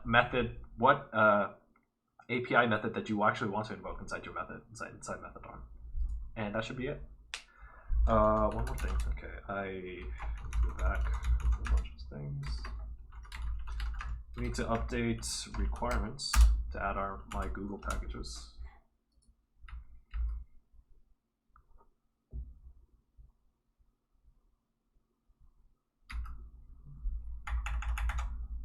And these ones are Google API Python client, Google auth, Google auth, OAuth, lib. I don't know why they why did they? I don't know, man. These API designs are kind of weird too. There are no good APIs. Everything sucks. There's one more thing that I need to do, right? Oh yeah, I know. I actually made another mistake in the in session 3 while I was setting up the backend. Is I got the layer wrong. There. Layers are just, I don't know, they're like a Docker layer. It's just like a layer of code. Like if you have a Docker container, you have layers built on top of each other, and you can See, and you can access things from other layers, but Lambda is kind of stupid, and so it will only look for code dependencies inside specific directories inside your layer, and that layer, and for Python, that layer is called Python, and that directory is called Python. Well, yeah. And the reason why the Lambda function was working is because Boto 3 is pre-installed inside Python Lambdas, so it didn't care. But now that we want to add new different packages, I have to actually fix this. So that's my backend. Hopefully that will work on the first try. It won't, but we'll see. Okay. CDK. Let's see. Edit this first. I have to remove node depths now because I actually do need dependencies. I have to change the target. My hands are so cold. My hands are still so cold.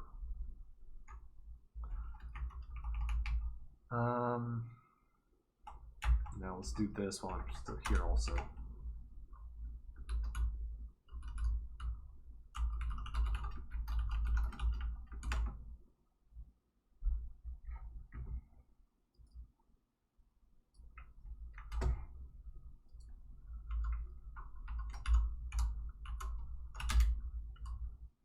That's fine.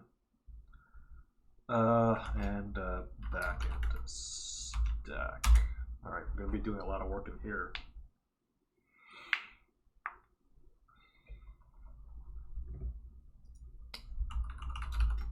Actually, because I've been going for an hour and a half, I need to use the bathroom. I'm gonna take a small break. When we return, we'll do this.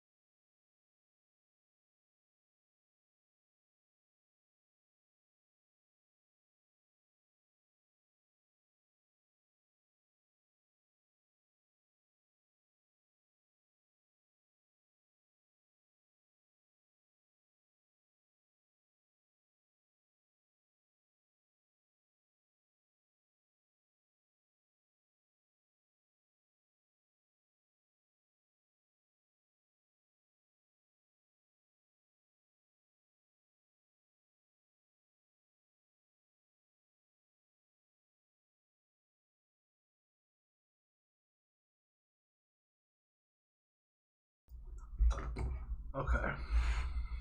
All right. So.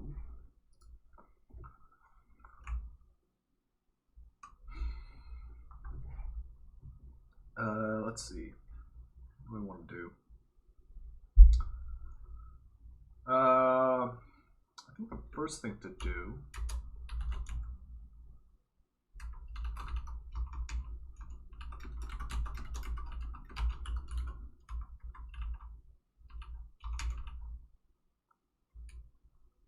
create ACID code. So in create ACID code,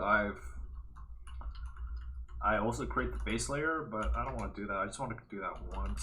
So first small refactor.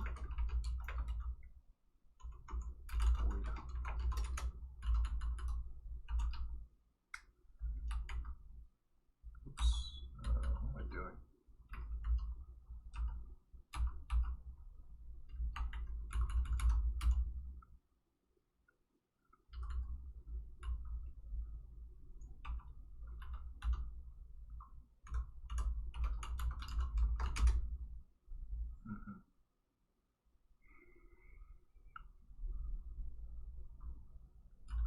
And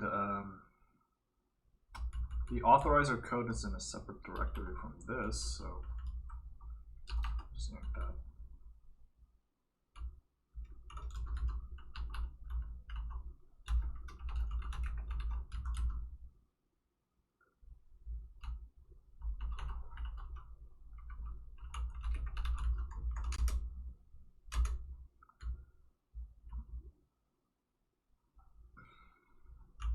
Maybe we need to use this somewhere else, so we'll create another method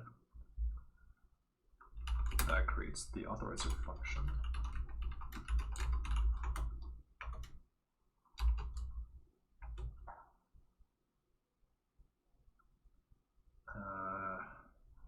Maybe we'll save it.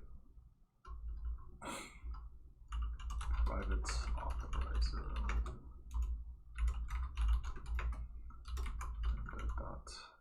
Dot function.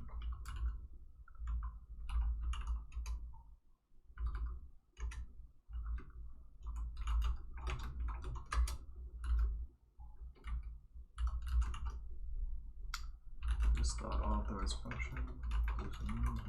Dot function.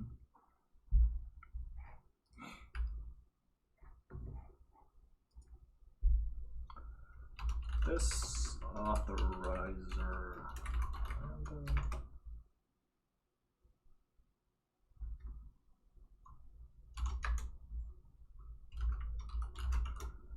What do I need? I need the runtime. It's a Python. Runtime. Python.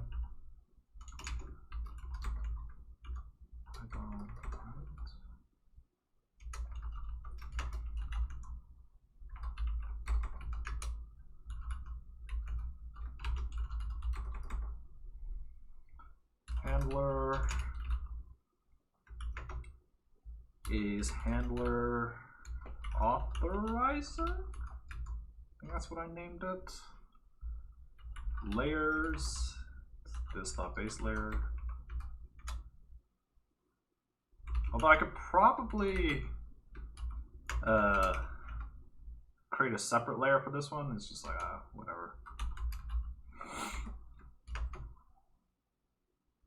Oh, I don't need anything in the environment because I just hard coded the client ID. So yeah, that's all I need. Cool.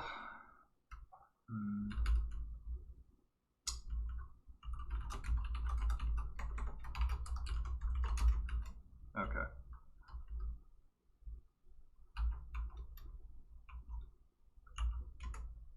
Private render create method.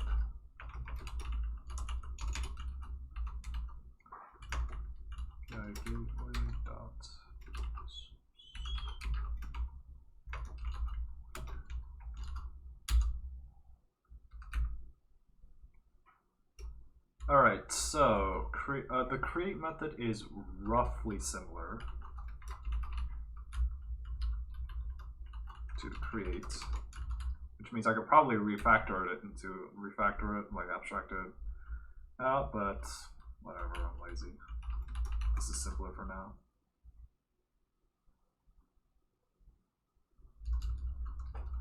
This is not called a list function.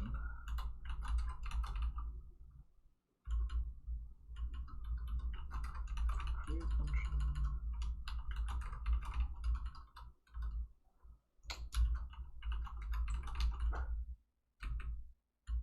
This is not the list request. This is the create request. Create.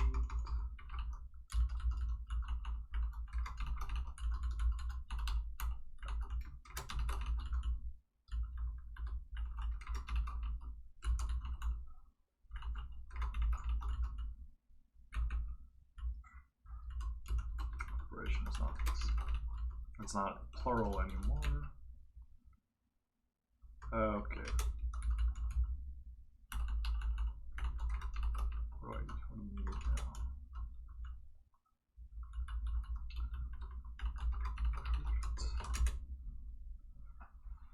now? Okay.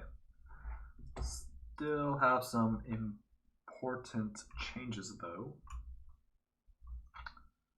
What do I need?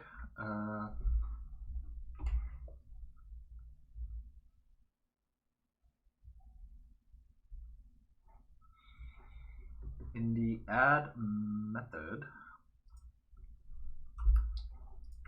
probably just look this up, AWS CDK API Gateway.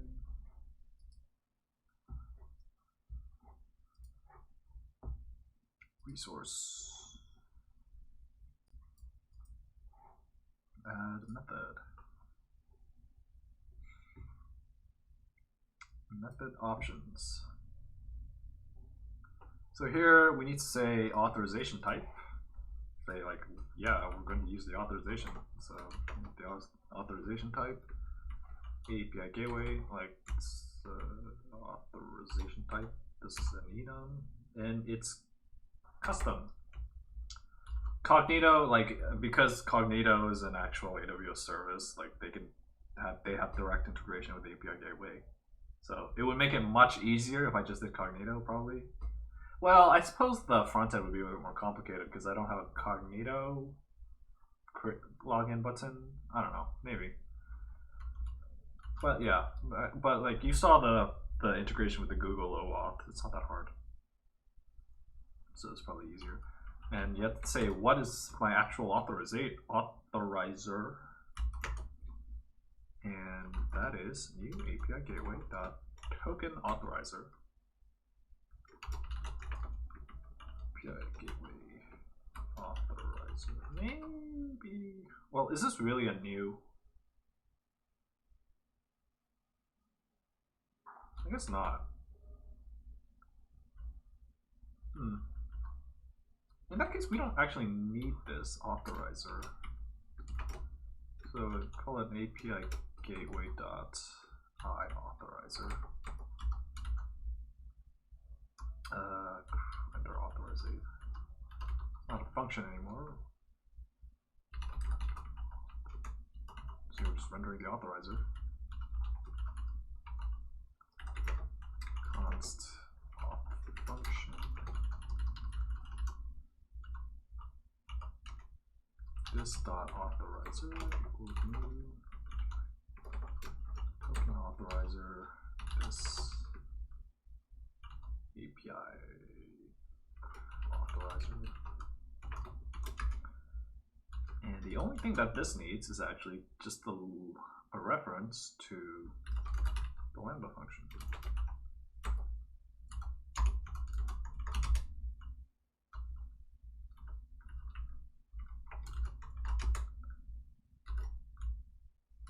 So authorizer,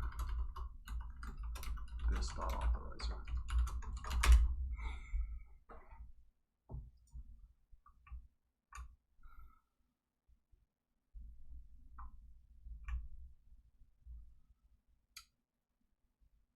And now I think that might just be it. Oh, there is one thing I do need. Gotta update the CDK stack. Probably should just search it. Okay. I also need to pass, like, when I'm constructing the layer, I also need to like explicitly say that, hey, I need to pass in all the requirements in here. So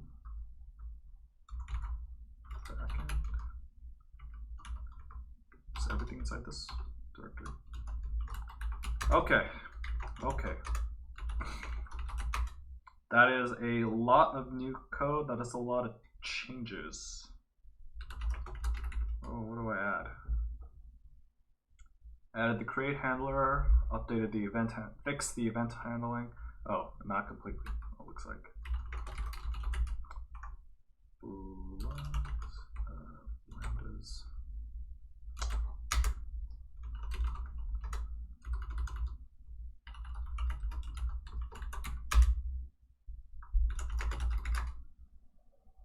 Added the requirements, removed no depths, changed the target, hard coded the client ID, that's fine.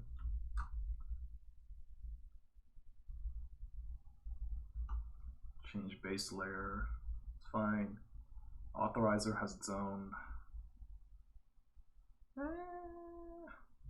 I guess I don't need that method either, huh? Then lib lib backend stack. I don't need this. I just inline this.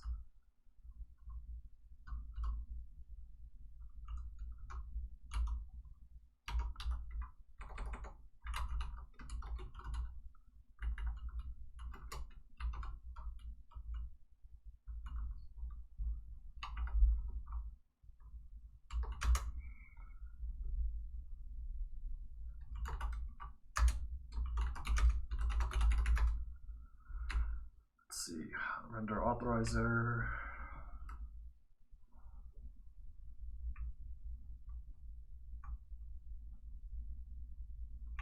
Create method. There's the lambda. This is running the same code. That's fine. The handler is just the one thing that's different. Same execution policies things, but I changed the action to put item. Yep. Wait a minute. Is that a capital P? Is that a capital P?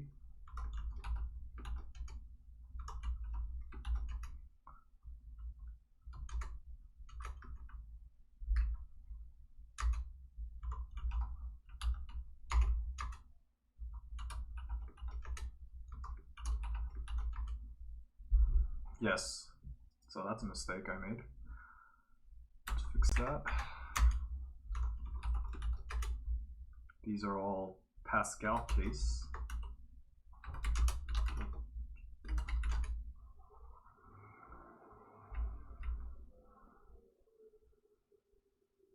Let's see, create request, create response. Integration is the same, but in the method we add an authorization type. Operation name, these are all the same. Yep. We added a new package, we added the login component. Acted that out into this thing.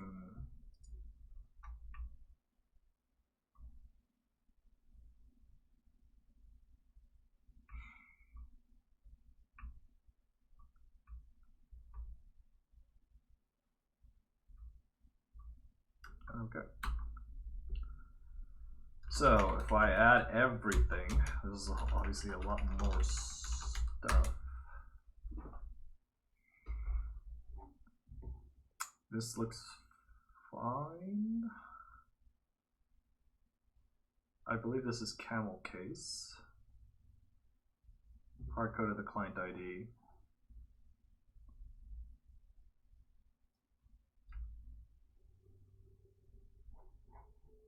See a new file, which is table name. This looks fine.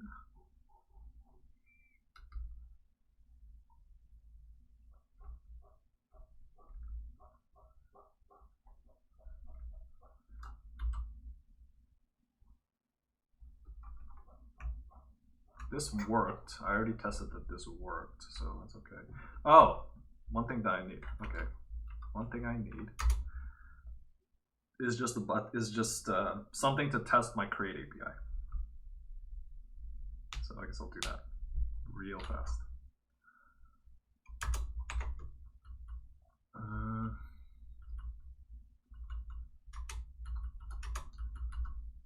Just put it inside main. Just overload main because who cares?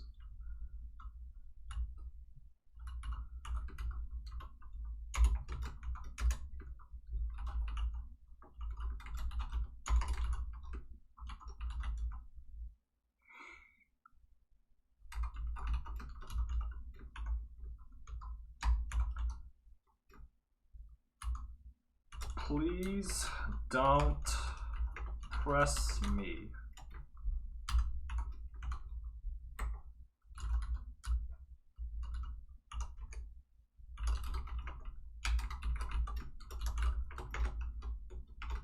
I'll just hard code all of the things for now.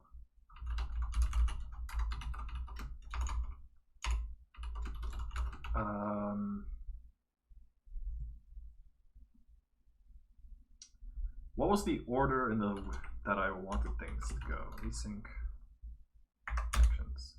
Title, author, markdown. Okay. Title is my title, yo. Author is me. Content, I love Dr. K. Pretty self-explanatory. Okay, why is this still any? Let's see. Imports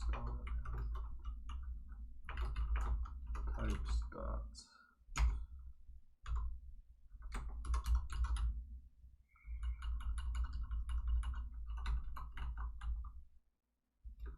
Logs dot.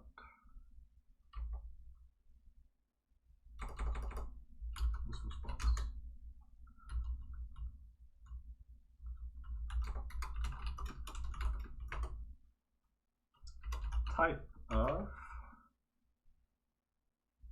no. Title string, author string, markdown string,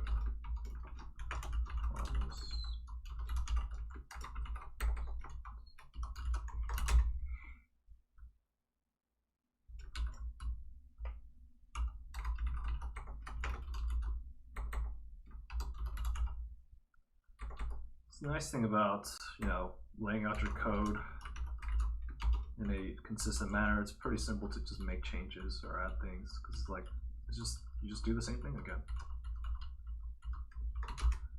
I don't even need to think about it. It's like, oh, this is a list block, this is a create block, they're both async actions. You just make them, they're exactly the same.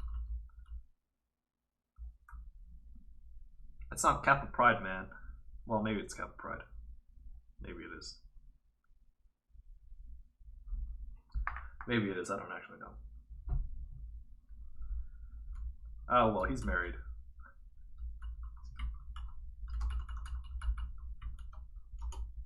Okay. I think that's everything.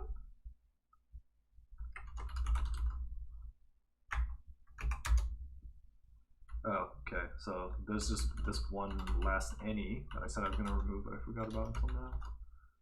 Login actions dot. Wait, what?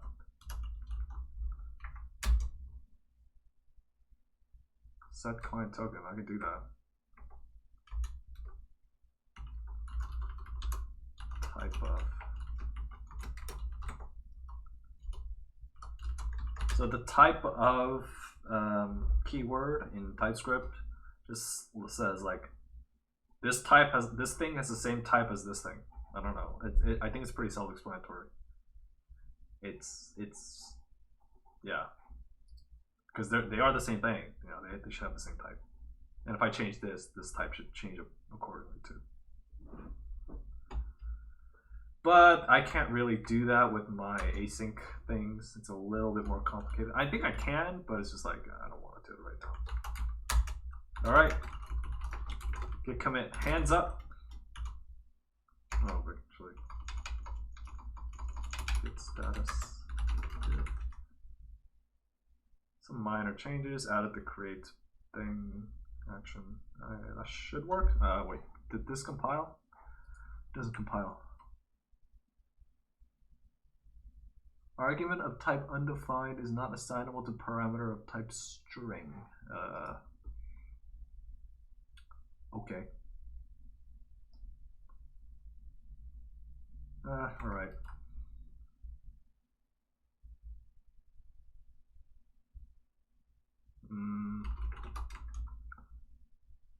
Modules login actions.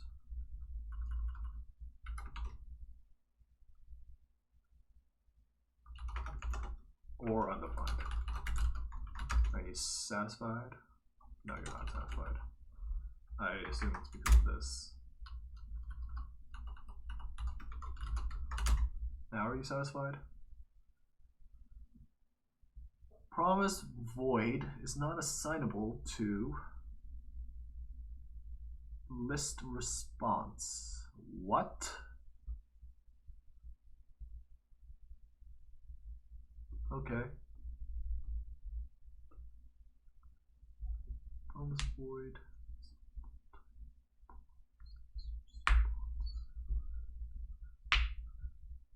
Huh.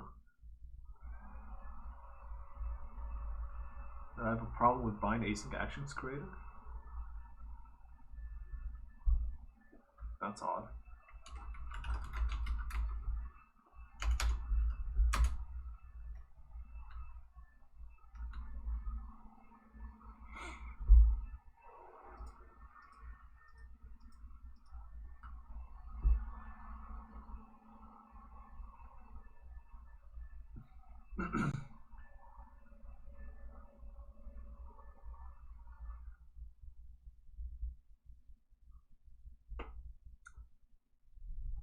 Oh my god, this code is so old. I don't even remember writing it, so maybe I'll deal with it later. I genuinely don't remember.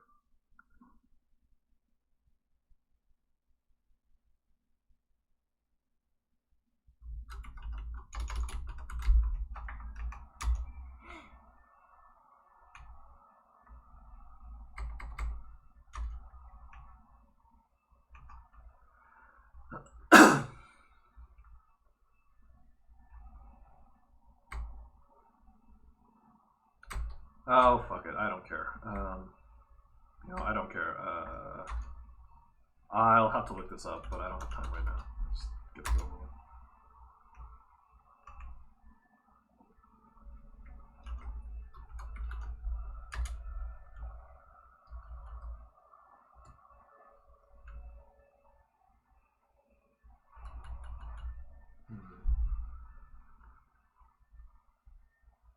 Void is not assignable.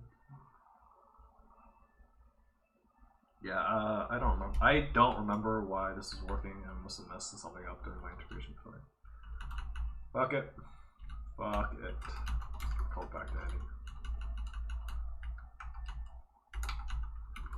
I'll fix it later.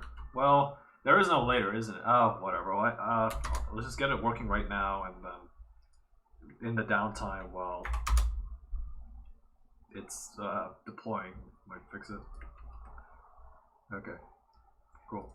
Hopefully this all works. And let me look at some of my old code. Let's see.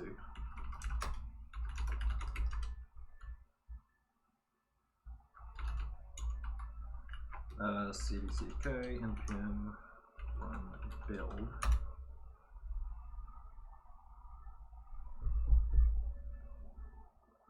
Nope, that failed too. Authorizer must be attached to a REST API. Are you serious right now?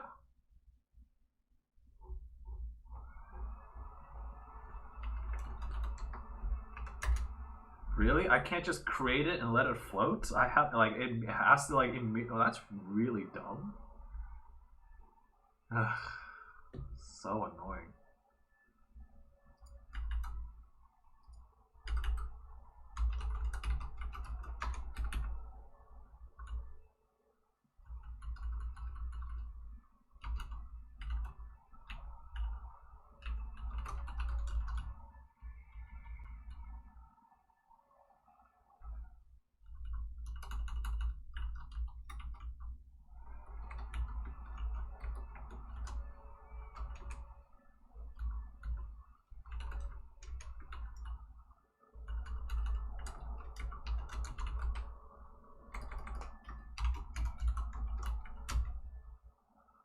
Oh, I also need to use this. Whoopsie daisy.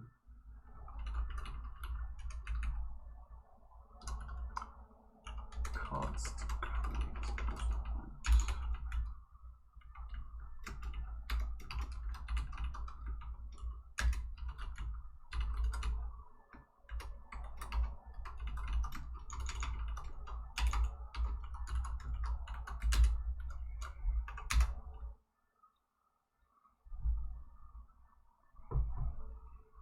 Sweet. Okay. And because Python is stupid, I can't really test it anyway, so. Well, I can, but I'd have to be like copy pasting my token ID, and I don't really want to be doing that. Alright, cool.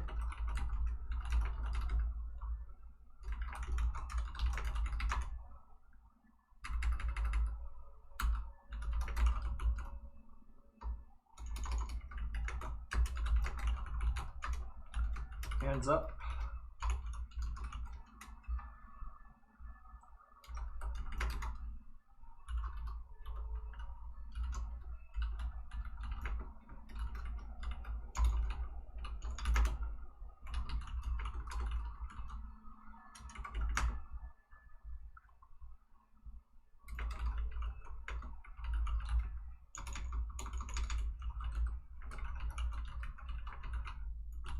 Integrates with Google sign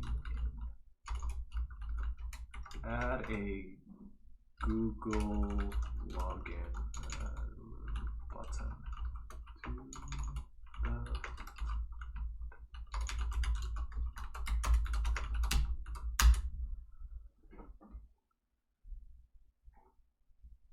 Alrighty. So while that's going, let me just see what the heck I'm doing wrong with that.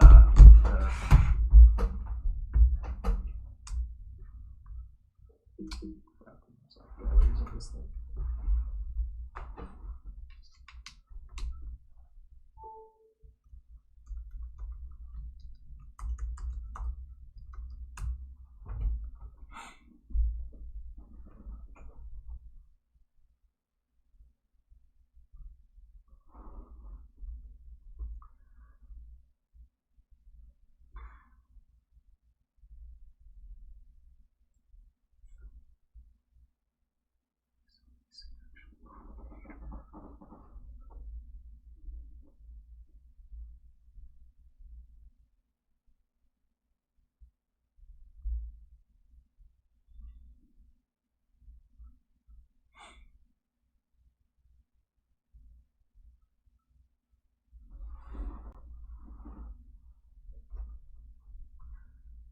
That looks fine.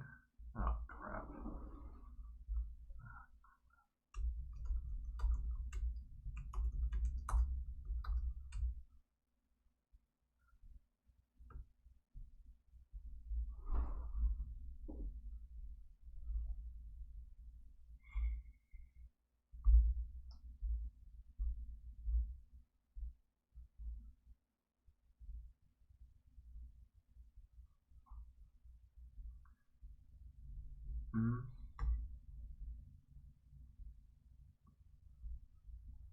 Where did they move this?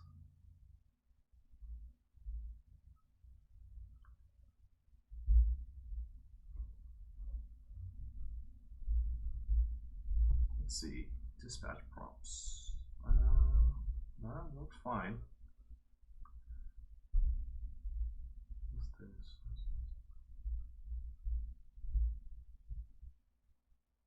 Oh, it's because the fetch API. Oh, it's because fetch always returns a void? Wait, no. Wait, is that why? Can I just call it? Does this work?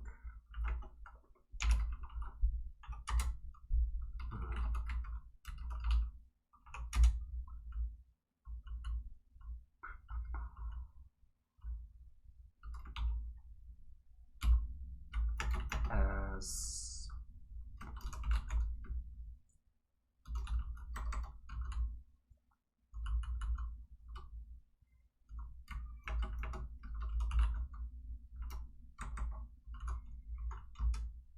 diagnosis. Conversion to type may be a mistake because none of the type sufficiently overlaps each other. Convert the expression to unknown first. Type promises. Okay.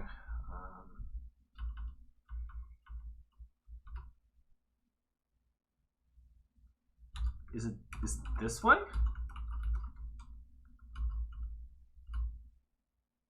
Yes, I guess that's right.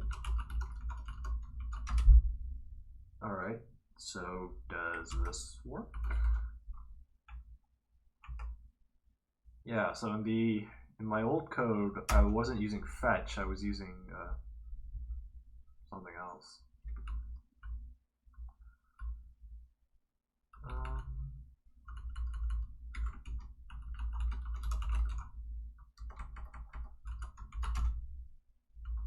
All right. Yeah, that was the problem.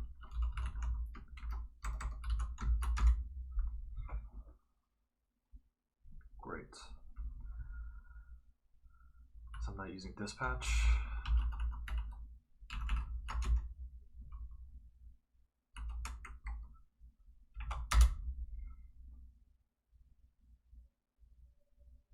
Failed to compile. It's still void. Okay. Why are you not throwing the error anymore then, dude? Oh, it is. It's just down here.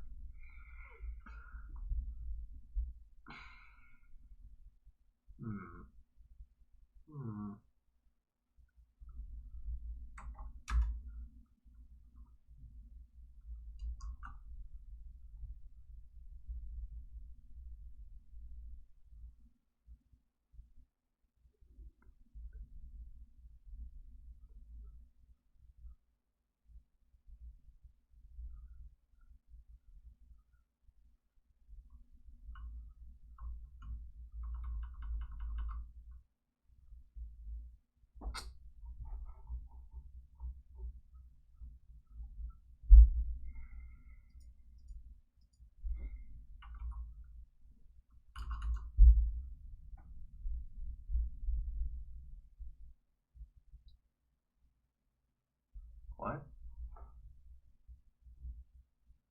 Why does it do what? Well, this UI is so weird. Why does it do this? Did it self mutate? Is that why it had to rerun? That's kind of weird. That's, I don't know. Basic action.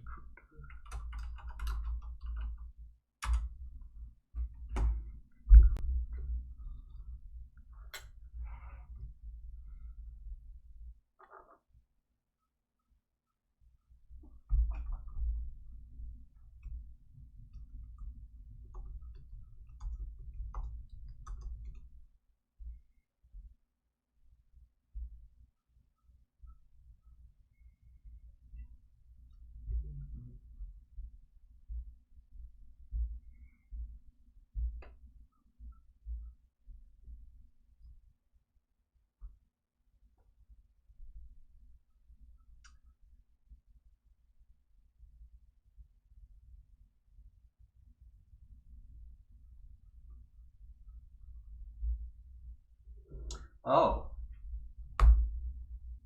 Oh.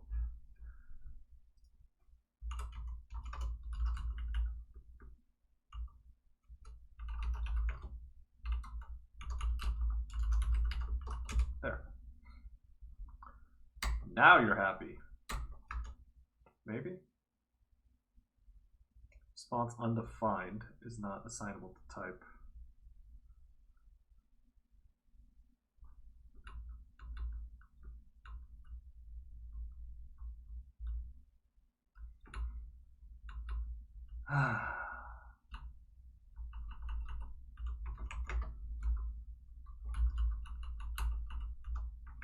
I suppose because it can fail out.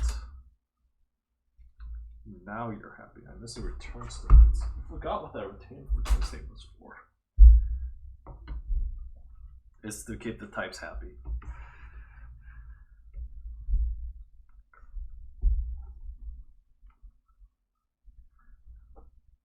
Yeah, I remember looking at that while I was doing it. I was like, why did I add that return statement? Can I just remove it? It's not used anywhere. I was like, oh, because not the types. Even though you never actually use the return statement, but because the value that you actually care about is being dispatched, but whatever. Okay. This is gonna take a while. Oh, it succeeded already. Holy crap, all that API stuff just succeeded in one shot. I'm so good. I'm so good.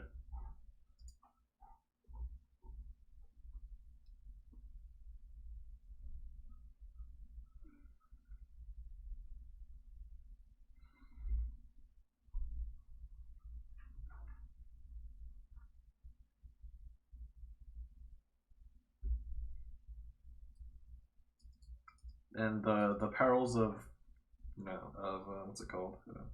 Eventual consistency. This is actually complete, but the pipeline doesn't realize that it completed.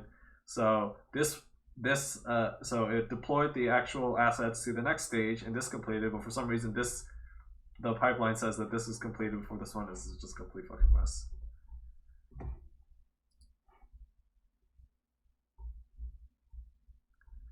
This UI is so whack. This should never happen. It should never say that a previous stage, the subsequent stage is completed before the previous stage. Like, I know that it says it's completed, but come on, you gotta update it. What's going on here? All right.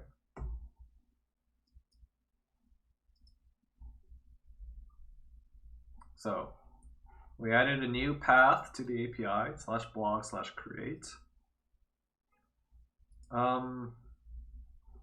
If you do a test invoke through the console, you actually don't need any authorization headers at all. You don't actually need to set it. You could just test, and it probably shouldn't happen that way, but it does, I suppose.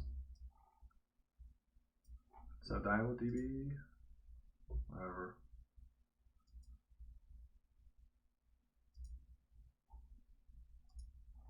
Okay, so here's this previous one that I was playing around with earlier.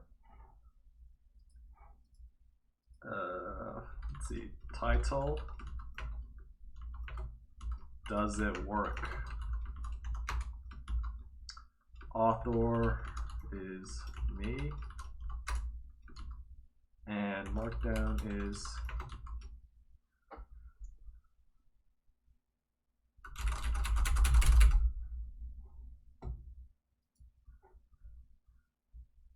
(502) internal server error. What happened here? Syntax error. Oh no. Syntax error. Well, at least this is a syntax error is simple to diagnose, I guess. It's too much to ask for to get everything. I mean, that was a lot of code. I mean, it's too much to ask for to get it all right in one shot.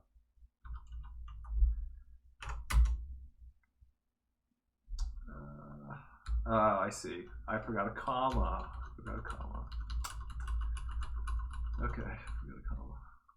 Anything else? Doesn't look like it. Okay. If it does, it'll come up later. Wait.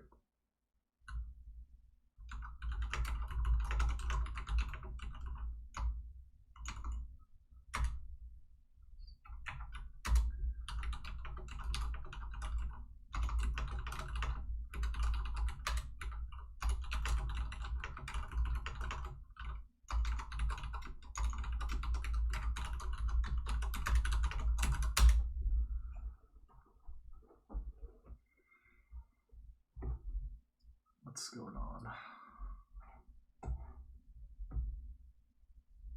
Let's see, the front end. And here, if I refresh the page, It has the button. Huh. Why did this fail? Uh-oh. Is this failing? Did I make a mistake here too? 502, internal server error. Oh, this is getting the exact. That's so. I hate Python so much. It's like this is code that's not even executed, but because it's being imported in the handler, like it still has to load it, and it fails with the same stupid syntax error in a separate file that's not executed in this code path. All right.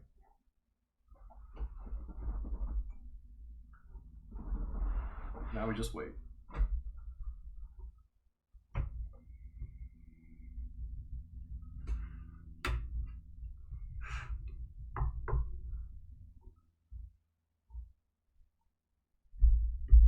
I don't really have anything else to do. This is basically everything that I wanted to do in 2.5 hours. Which is actually faster than I expected. I thought I would be here for like 4.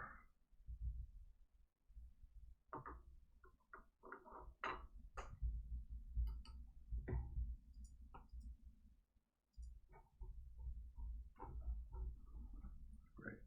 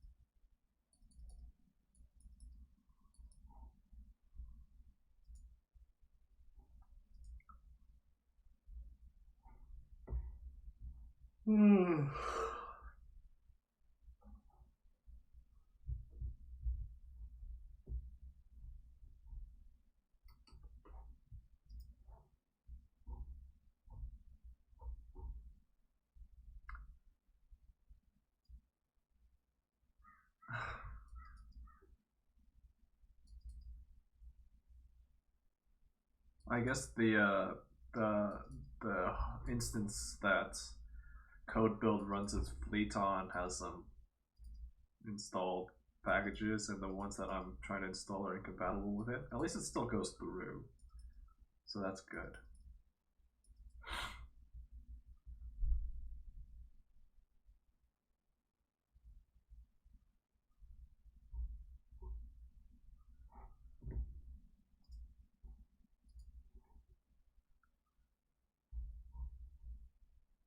It's doing this for 2 different stages now. This like code pipeline.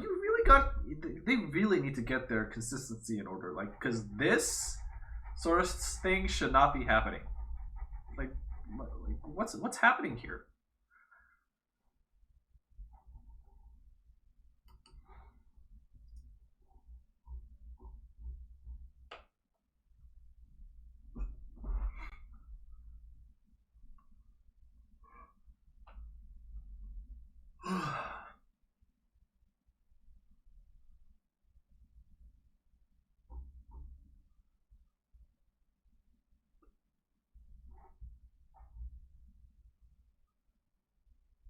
There should be the change set should have no changes or like very minimal changes. So this should take like a minute.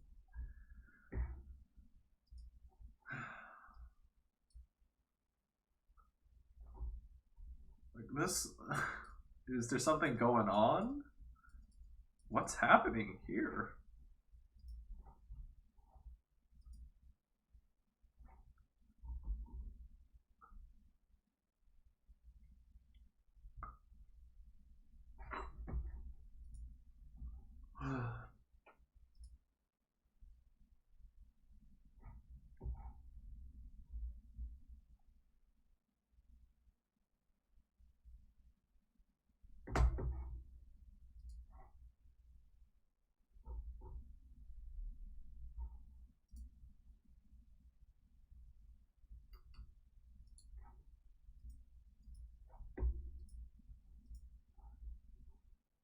requires a little layer. Yeah, sure, fine.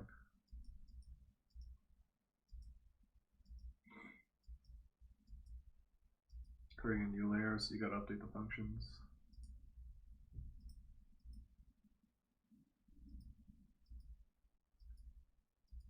Update complete. Cool. This just lags behind a little bit. It's done.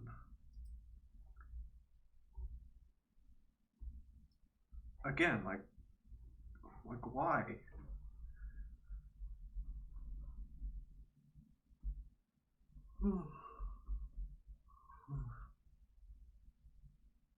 Alright. Let's see. Tell me this works now. 502 still? Error message, name JSON. Oh, fuck me.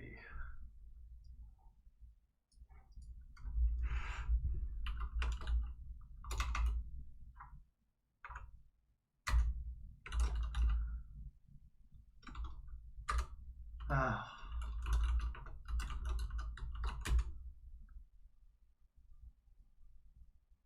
You know, wouldn't it be nice if there was something that could just like,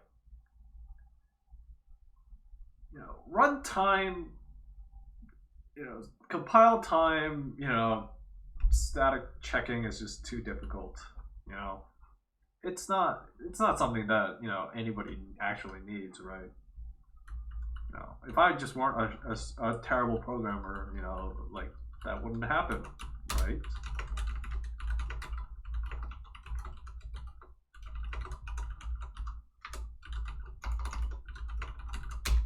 I mean, it's true, if I weren't a terrible programmer, that wouldn't have happened, but still.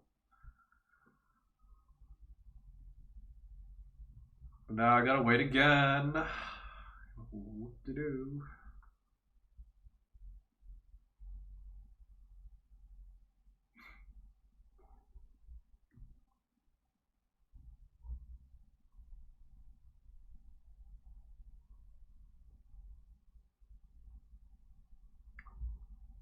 Although, where is it? It is strange that this.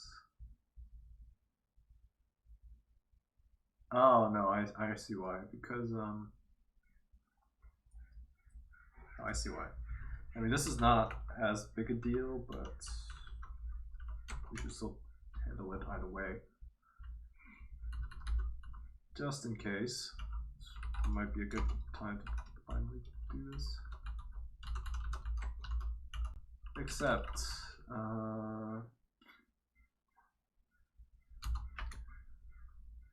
return finalize.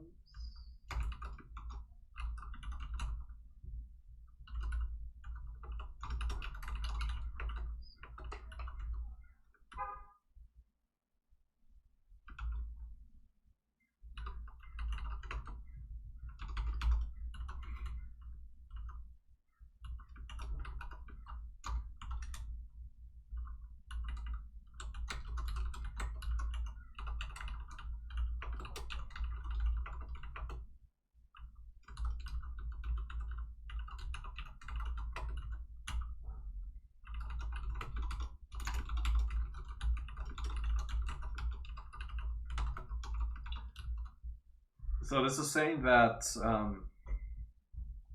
the fetch failed, but because the error response didn't have the access control allow origin header, that it can't do anything with it. So I have to like actually say, you know, it's fine. You can see the actual error.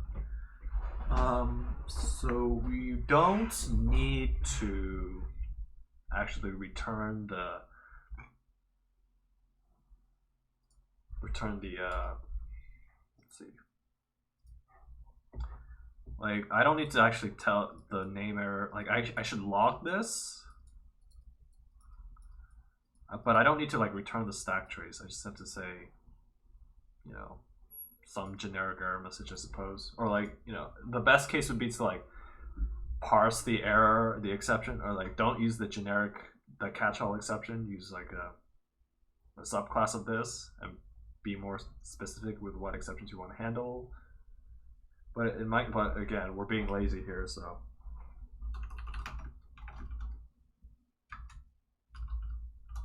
I wonder if this will work.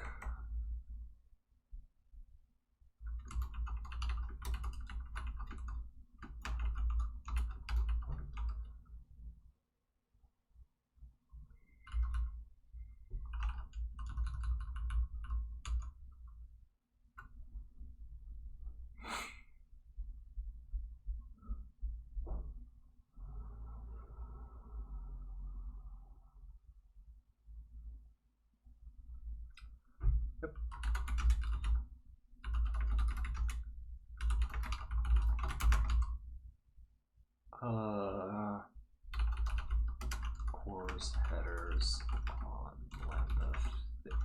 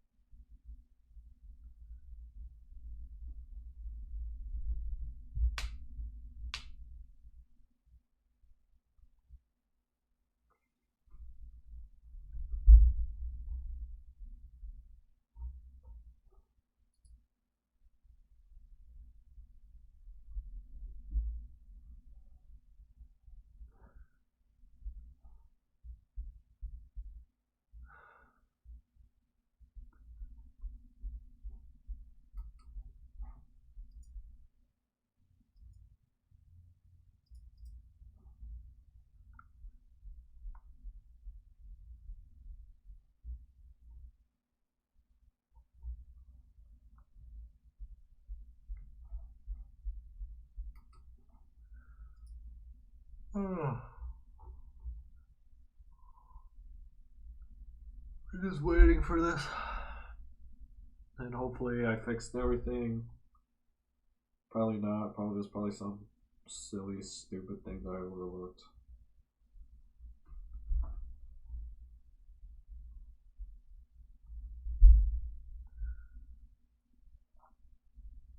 Oh, one thing to note is that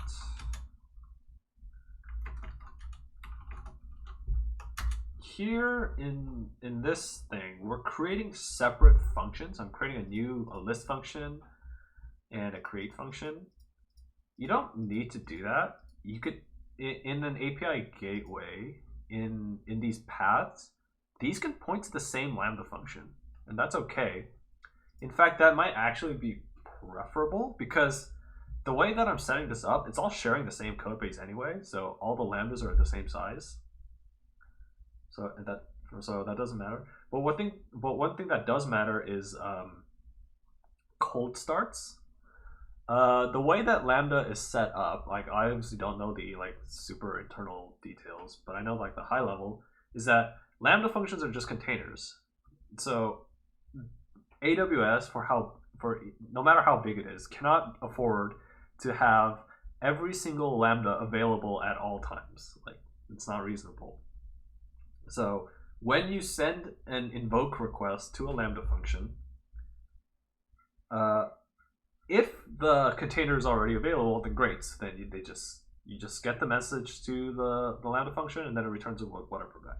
But if it's not there, Amazon needs to bring up your function and has to initialize all the instances behind it and load all your dependencies and all that, and that can take some time. So you see how here latency 829 milliseconds. This is because of this cold start latency. If I keep pressing this latency will go down to like 10 milliseconds because the function is already hot. It's already been loaded. So that is a good reason to just use the same function over and over. which you know is probably the best thing to do. It's what we do inside the company anyway, or at least what our team does.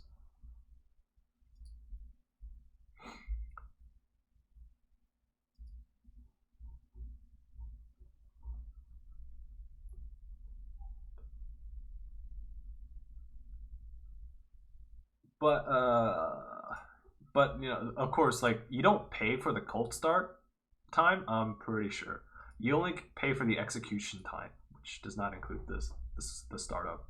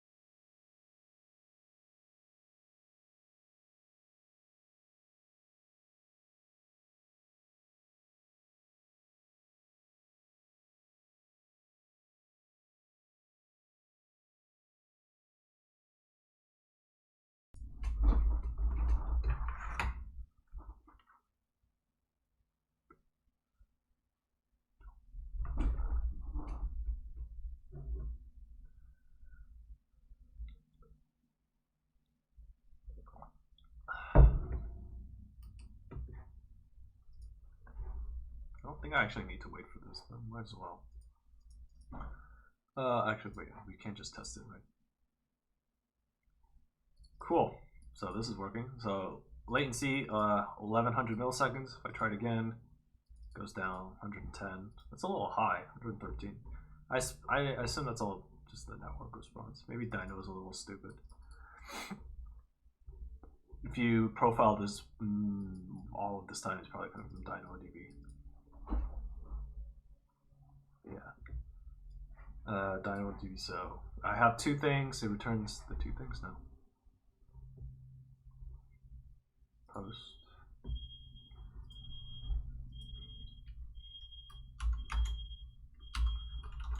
Title. Does this work?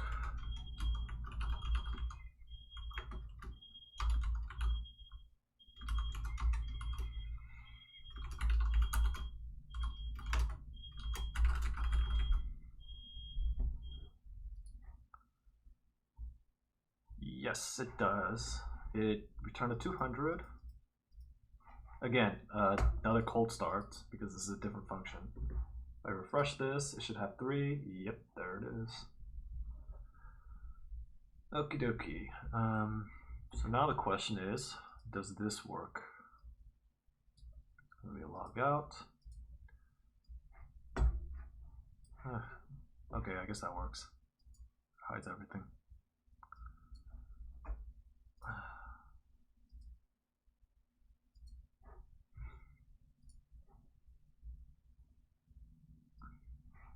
Okay, so expect application. No, wait, Redux. No. All right, whatever. Let's just try it. Please don't press me. Okay, this failed. Why did this fail? Doesn't tell me why it failed. Authorization. Oh dear. I don't know. I don't know why it failed. Let's see why it failed.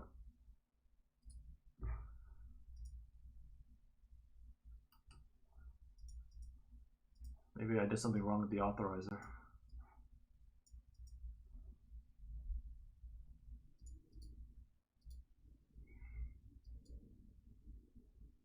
Did it actually get called at least? Doesn't look like it.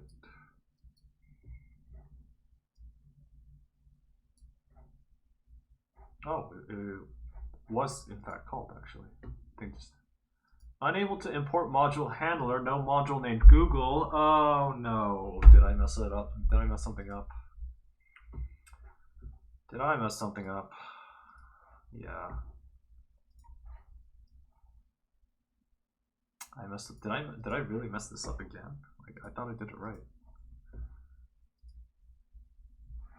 Shit.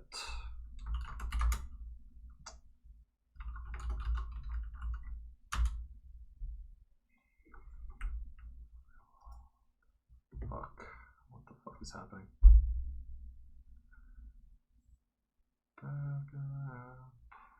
What the fuck is happening?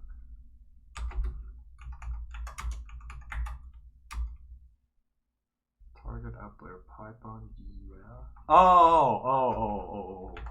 I think I know why. I think I forgot to do something. Wait, no, I did do that. What? Shit. What's happening?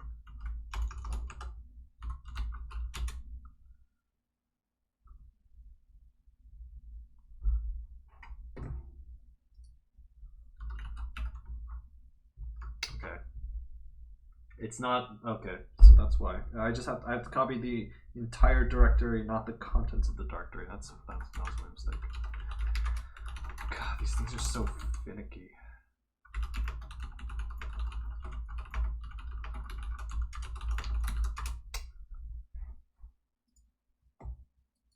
These are so finicky. Alright, one more time. One last time. Fucking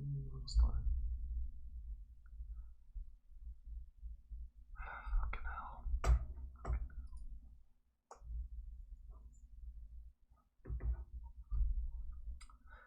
So many things to do, and it's this, and it's shit. Message missing authentication token. So many things to do, and it's this simple. Like, the actual work of like creating a full application, there's just so many things to do, you know. Because like what exactly are we doing here, right? In the API is like the most bare bones thing that you could possibly think of. It's just some code, and it's just reading and writing to a database. That's nothing. Like most of the time, like that in itself is not a very interesting application. Even though your database is like your the central store of your entire application, like data by itself is not. You run a service to do something, right? So like when you insert some data into your database, like for example, you could use that to I don't know, run some calculation or start a Docker container or something like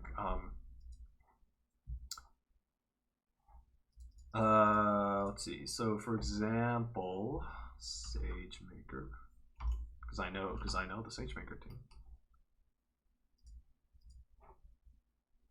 Like when you create a training job, for example, you know, the input to a training job is like some is like a machine learning model, and so when you create a training job, what happens is that they'll pull the model from your S3 location, and then they actually do some meaningful computation on it. So our service doesn't do that at all right now, and so there's that. Like if you want to actually turn like a markdown string into a blog post, then what do you do? Well, one way that you could do it is that every time you insert something new inside your database or like update something inside your database, you could pull that and generate a static website from it, something like that. And then this app is like, what? This is not an application, right? This is just a couple of buttons that does nothing. It's just a dummy thing to test out to demonstrate some basic React and Redux principles. But like, if you wanted to actually create a blog,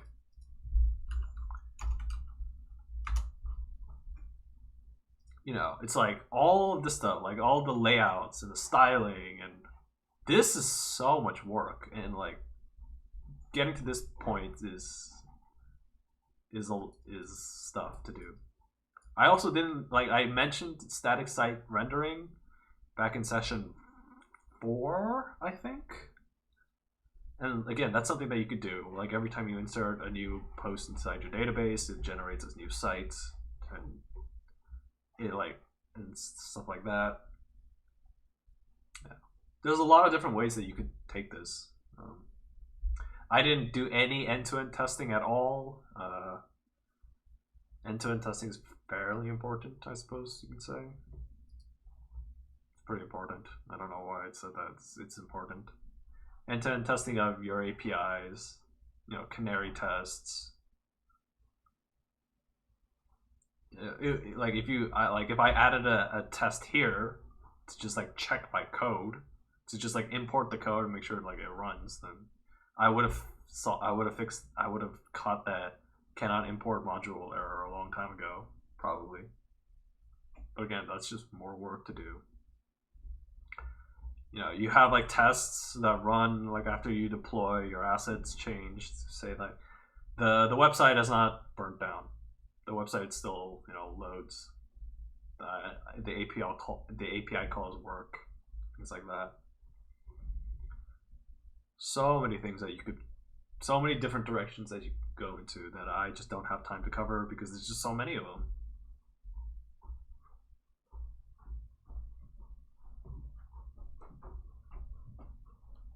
Yeah, it's like I didn't touch CSS at all because it's just a giant thing.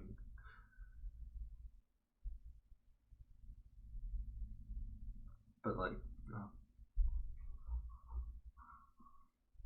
which isn't to like try and discourage people from doing this, but you know, there's just a lot of things to do. You know, and like people complain about like web is shit. Nothing on the web works. It's like, well, for one thing, the web is at this point has matured into something that's pretty complicated. You know, just being able to like you have so much compute at your fingertips, like through AWS, through like Google Cloud, through like cloud providers or whatever, that you could do anything that you want. And you know, with that comes a lot of just like the scope of things keeps increasing. People want to do more things. So, you know, your work as a developer never ends. There's always things to do.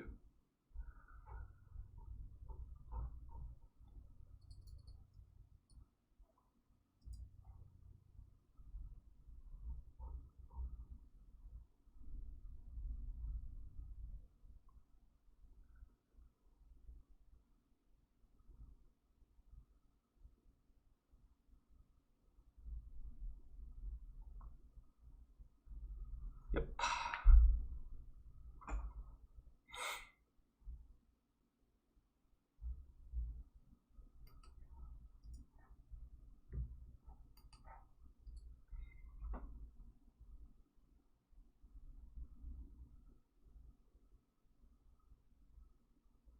But also the web is pretty shit. I mean, like CSS is just a complete fucking mess. I ranted about the fucking cookie API and this, like, what the hell? Like, what? Who thought that was a good idea? What person who probably now at this point has like 25 years in software engineering, so they're probably like a senior principal engineer wherever. What fucking person invented that API? I hope they're ashamed of themselves.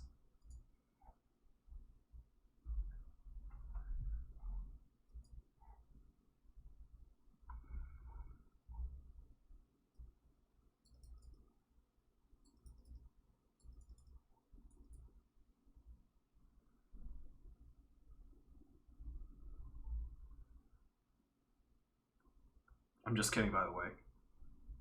I'm just kidding. Just kidding. All right, let's try this again.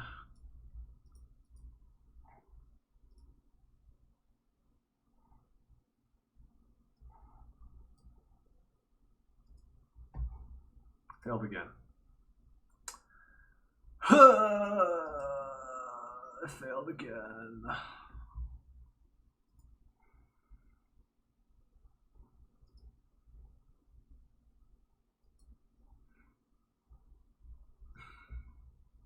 What the fuck is happening?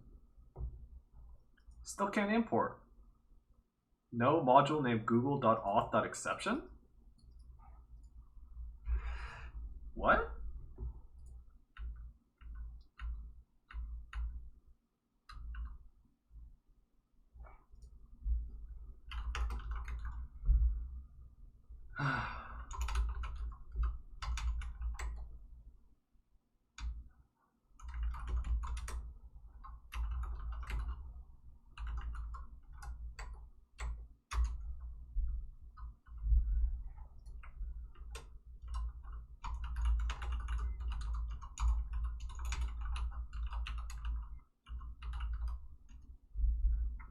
It's Google.auth.exceptions.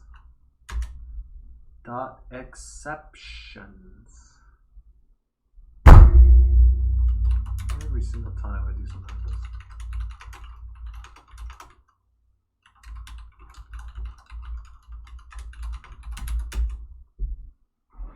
Screaming internally.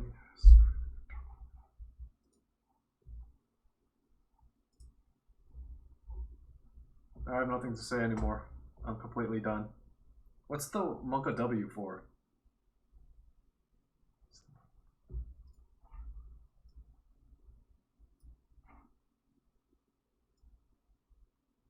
Desk smashing part of the stream? Oh well, at least I figured it out. It's just another one, man.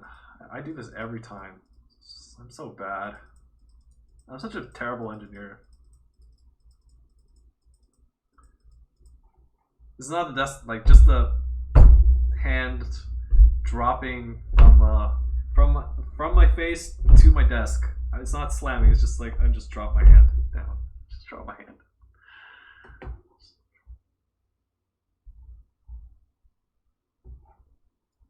But also, isn't the desk smashing part of the stream the best part? I'm just saying. People don't care about the information that I give out. Half of it is probably wrong anyway. They're here for me to smash my desk.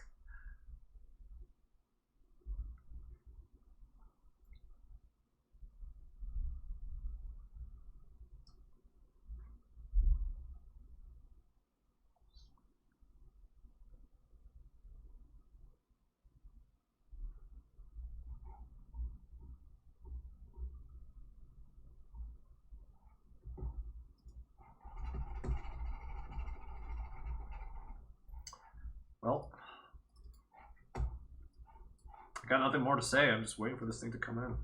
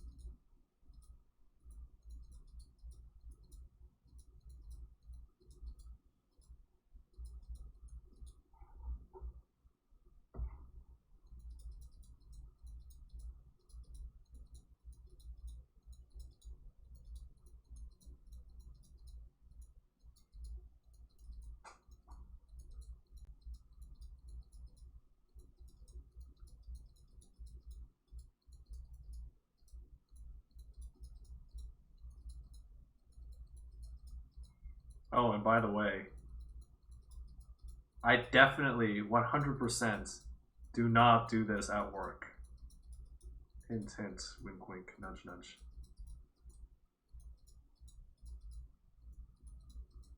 And I do not recommend that you do this at work either.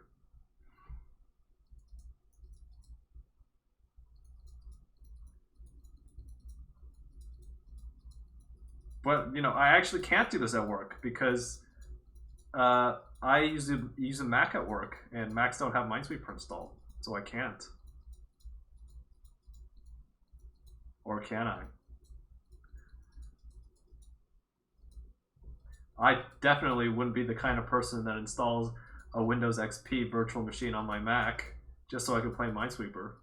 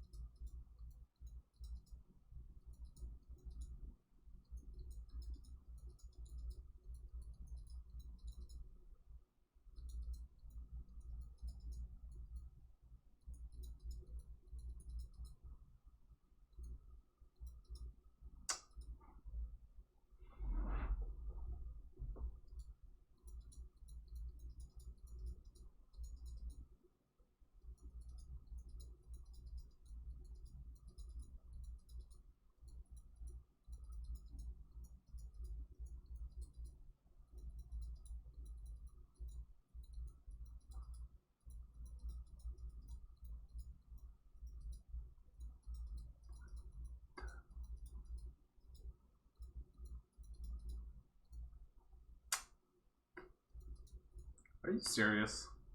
Odds of that happening are so low.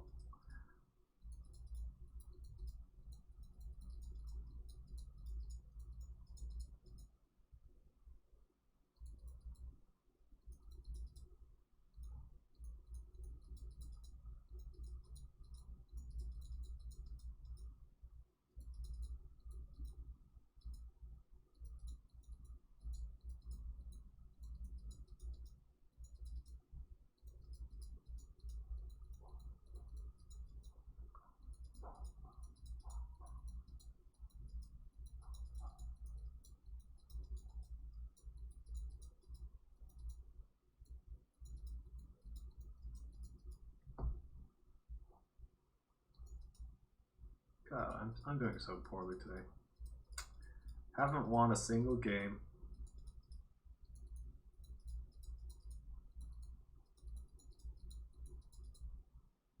Feels bad, man.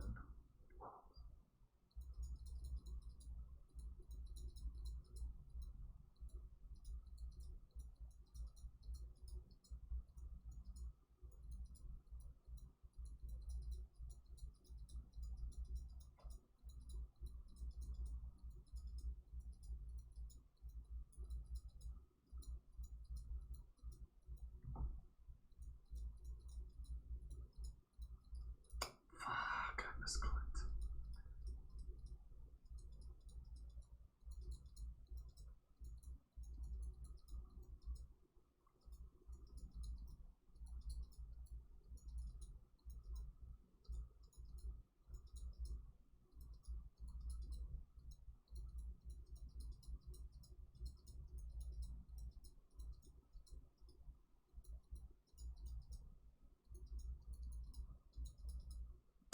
It looks like it should be done. Let me just finish this up. Oops.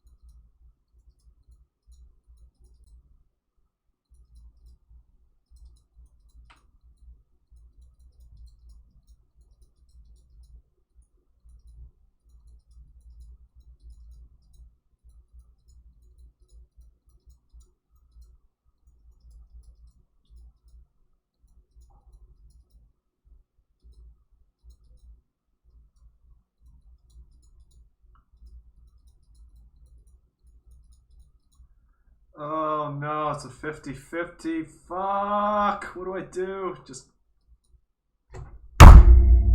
Damn it! Damn it! Oh, that's unfortunate. At the last one. Ugh. That's annoying.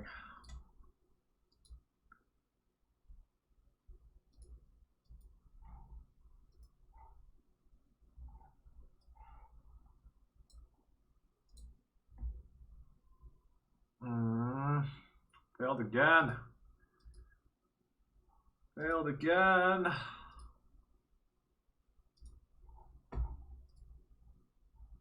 Handler authorize.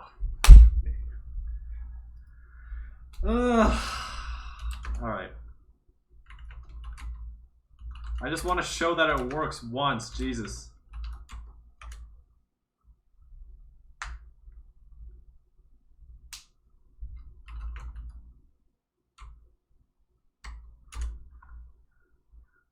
It's authorize. It's authorize. Not authorizer.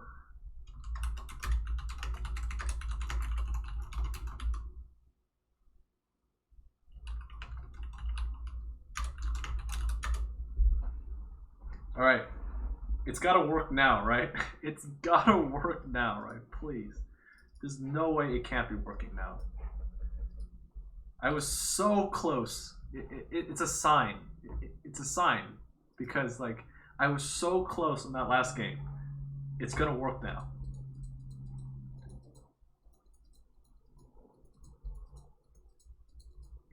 See, the sign only works if I actually manage to win a game. So.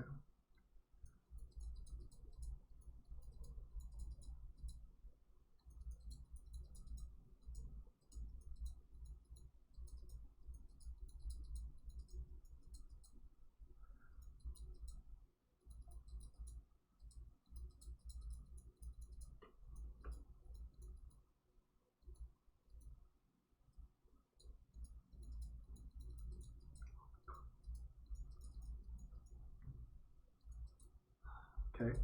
Okay. I still have time. I still have time.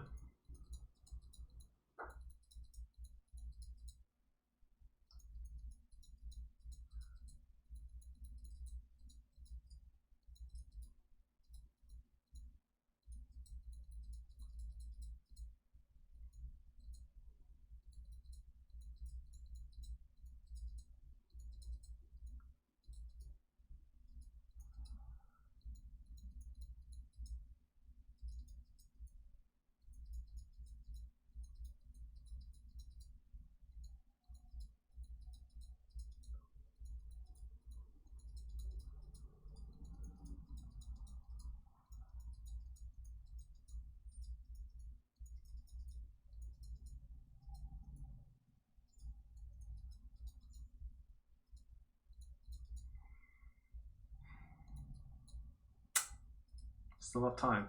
Still have time. Shit. Shit.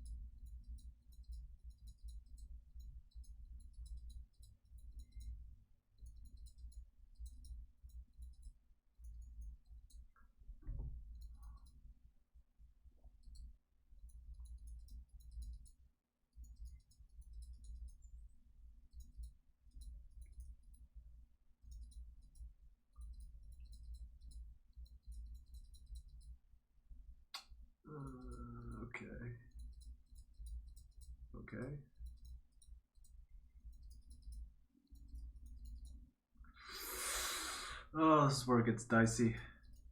No! No!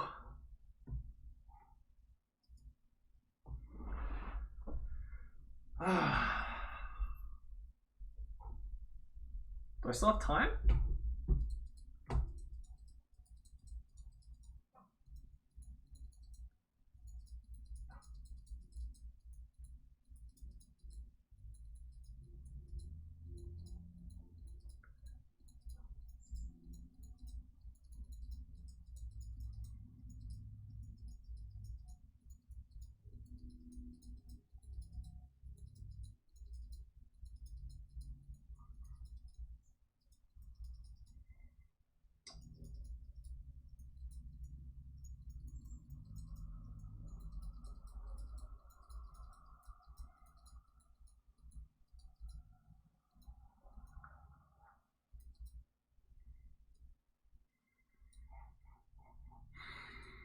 I still have time. I still have time.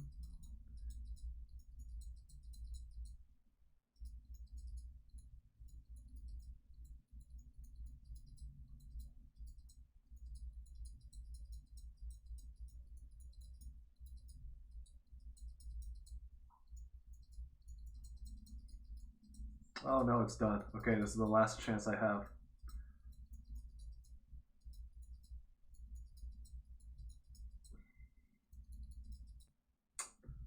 Oh no. Oh no. Do I risk it? Fuck. Oh wait, no, I still have a chance. It still hasn't finished. What? How's this step still hasn't finished? Okay, the actual last chance. Never mind. Come on. Come on. Come on. Oh my god, I'm gonna end the day without winning a single one.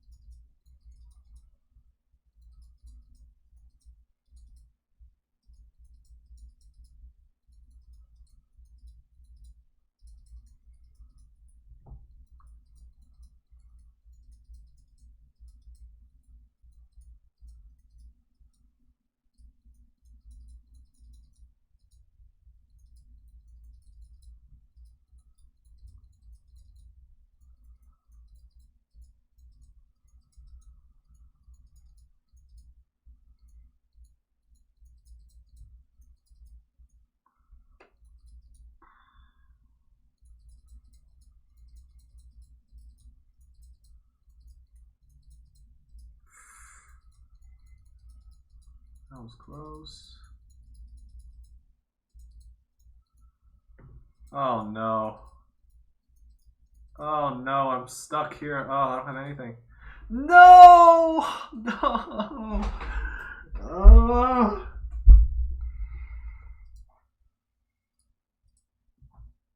Alright, well, it's done now.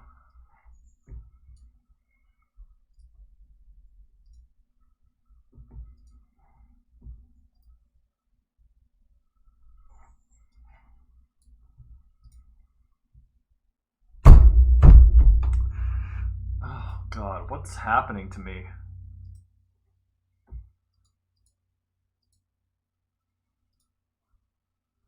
Traceback. It's unauthorized. I'm unauthorized. Oh boy. Wait a minute. Give me one second. Headers. Let's look to go on to look at the headers. Nope. That looks fine to me. Line 36. Well, at least it's working. It's working. What's line 36? There's a separate exception that was raised.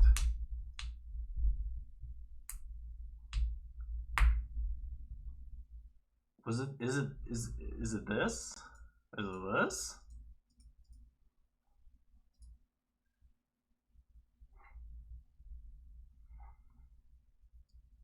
Was I wrong? How could I be wrong with this? Like, it worked yesterday. It worked yesterday. Oh, fuck. Alright, let's do this.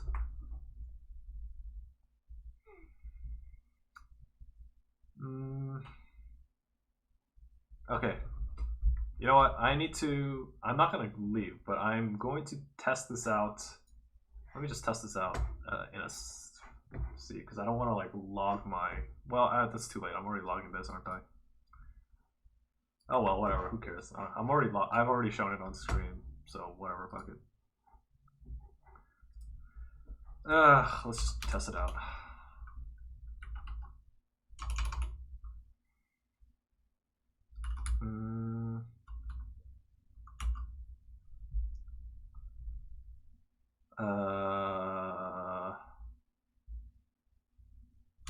Rent ID info.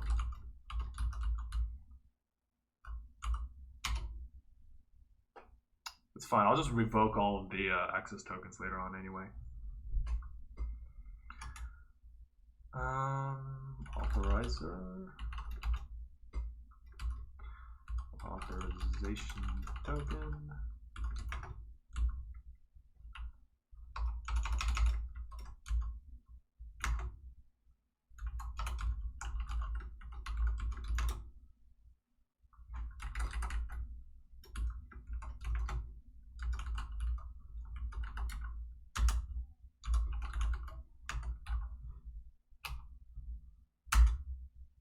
Okay, unauthorized.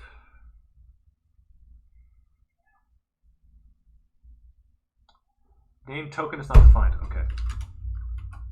Okay. Well, that's a. Oh God!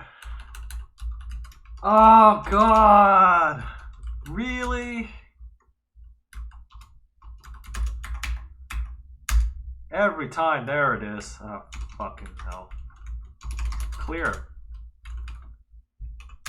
Just gotta revoke all my tokens soon. Well, there's your problem. It works now.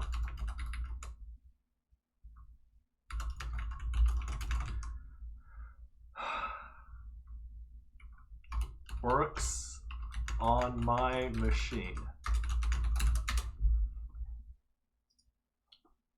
Okay. Let me just go revoke the sessions.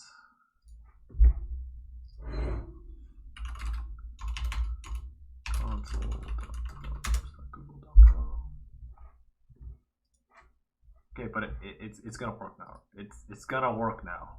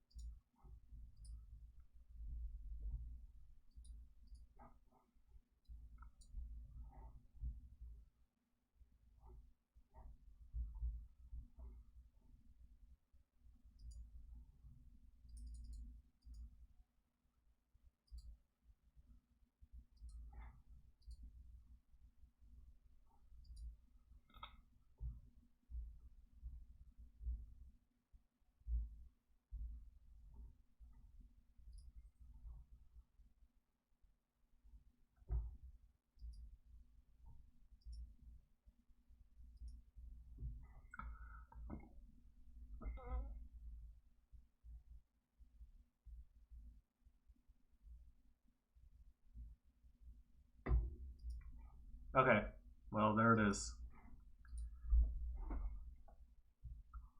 There it is. Well, hopefully you guys have had your fun. The only thing you're able to do with that key, even if you like pause and even if you manage to save it, because it's like freaking long, is access to this API anyway. So like, who cares? Whatever. Wow, you can add things to my DynamoDB table. Whoop-de-doo.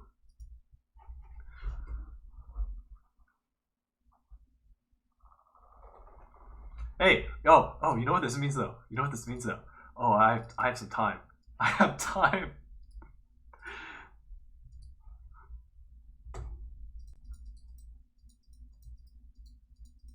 It's a sign. It's a sign because I haven't. I'm not finished until I'm not finished until I get this. Until I get a game.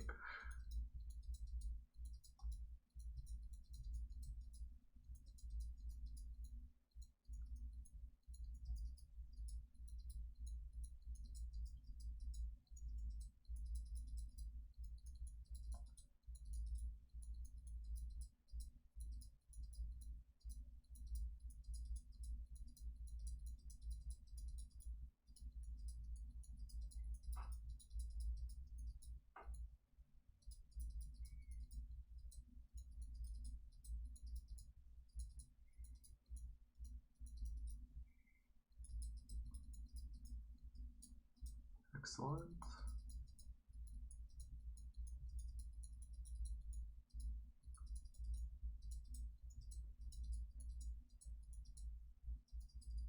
Oh, that was really lucky. Didn't explode on me. No cap.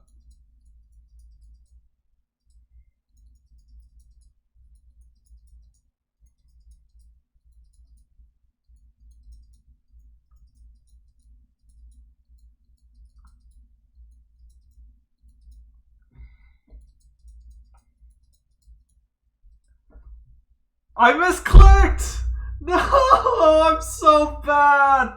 Oh no, I didn't want to click that one. Oh no. I had that one too. Oh my god. Oh god. Just end me.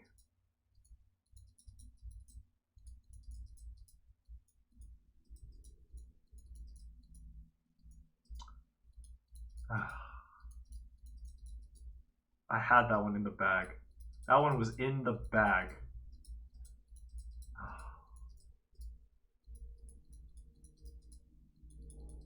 It was slow, but I still had it. Oh my god. Oh, I'm tilted. Oh, I'm tilted.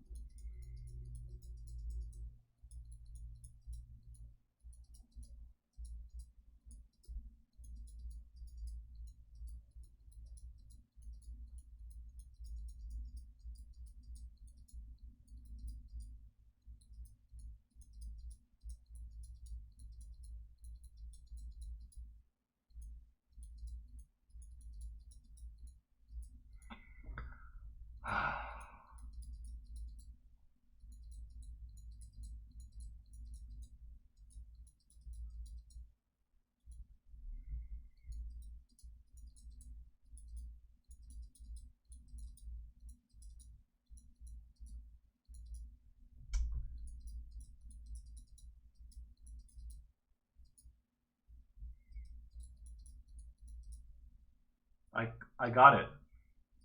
I got it. Oh my god, well that feels anticlimactic.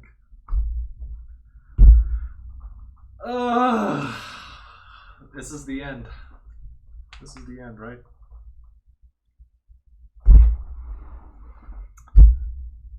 This is the end.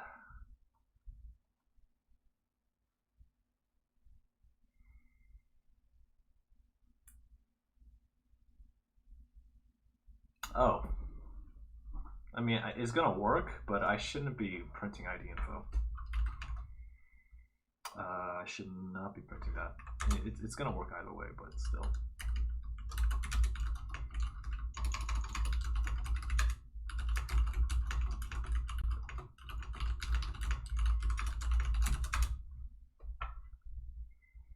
That's fine. I'll just wait until this thing finishes, and then this thing. See, it'll be fine. Oh, it's already succeeded. Which means I should be able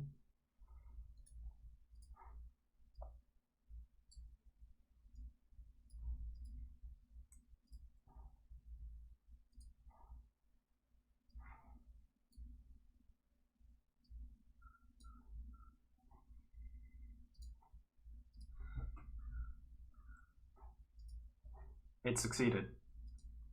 There should be 4 if I press the refresh button. It succeeded.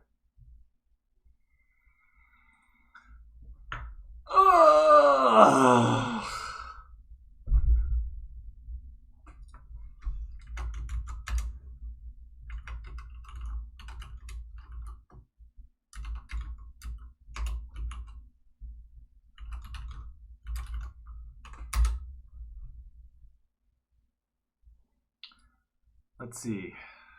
Which one is it? Surely it's this one?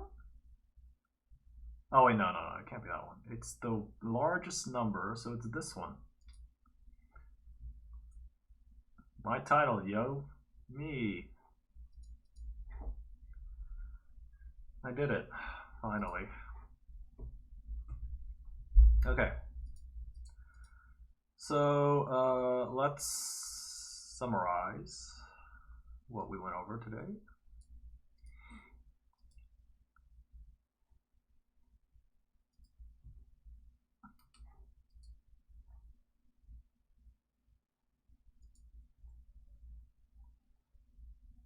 I created a new method that you can call called create.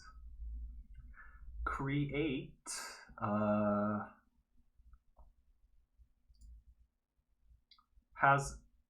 requires some authorization. You need to pass in some sort of token that says, I am who I say I am, and I am allowed to do this. And this authorization is backed by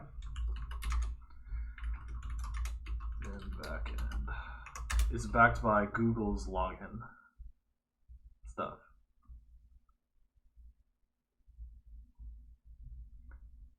So, and to get the authorization info,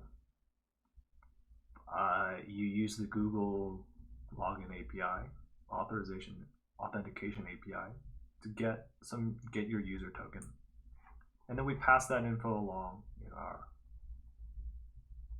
API action. Oh, that was really long. That was about, I think, 16 hours of stuff, of work. Well, a lot of that was lecture, I suppose, so maybe it's closer to 8 to 10 hours of actual work to get to this point, you know. So, like I mentioned earlier, there's so many other things that we can do. It's like, you know, building an actual application, you know, building an actual service beyond just putting things inside a database. It's like, but like everything in these sessions that I've shown is just the tip of the iceberg. It's the only thing like you basically have everything that you need now to go out and create your own thing. The only thing you're limited by is your creativity.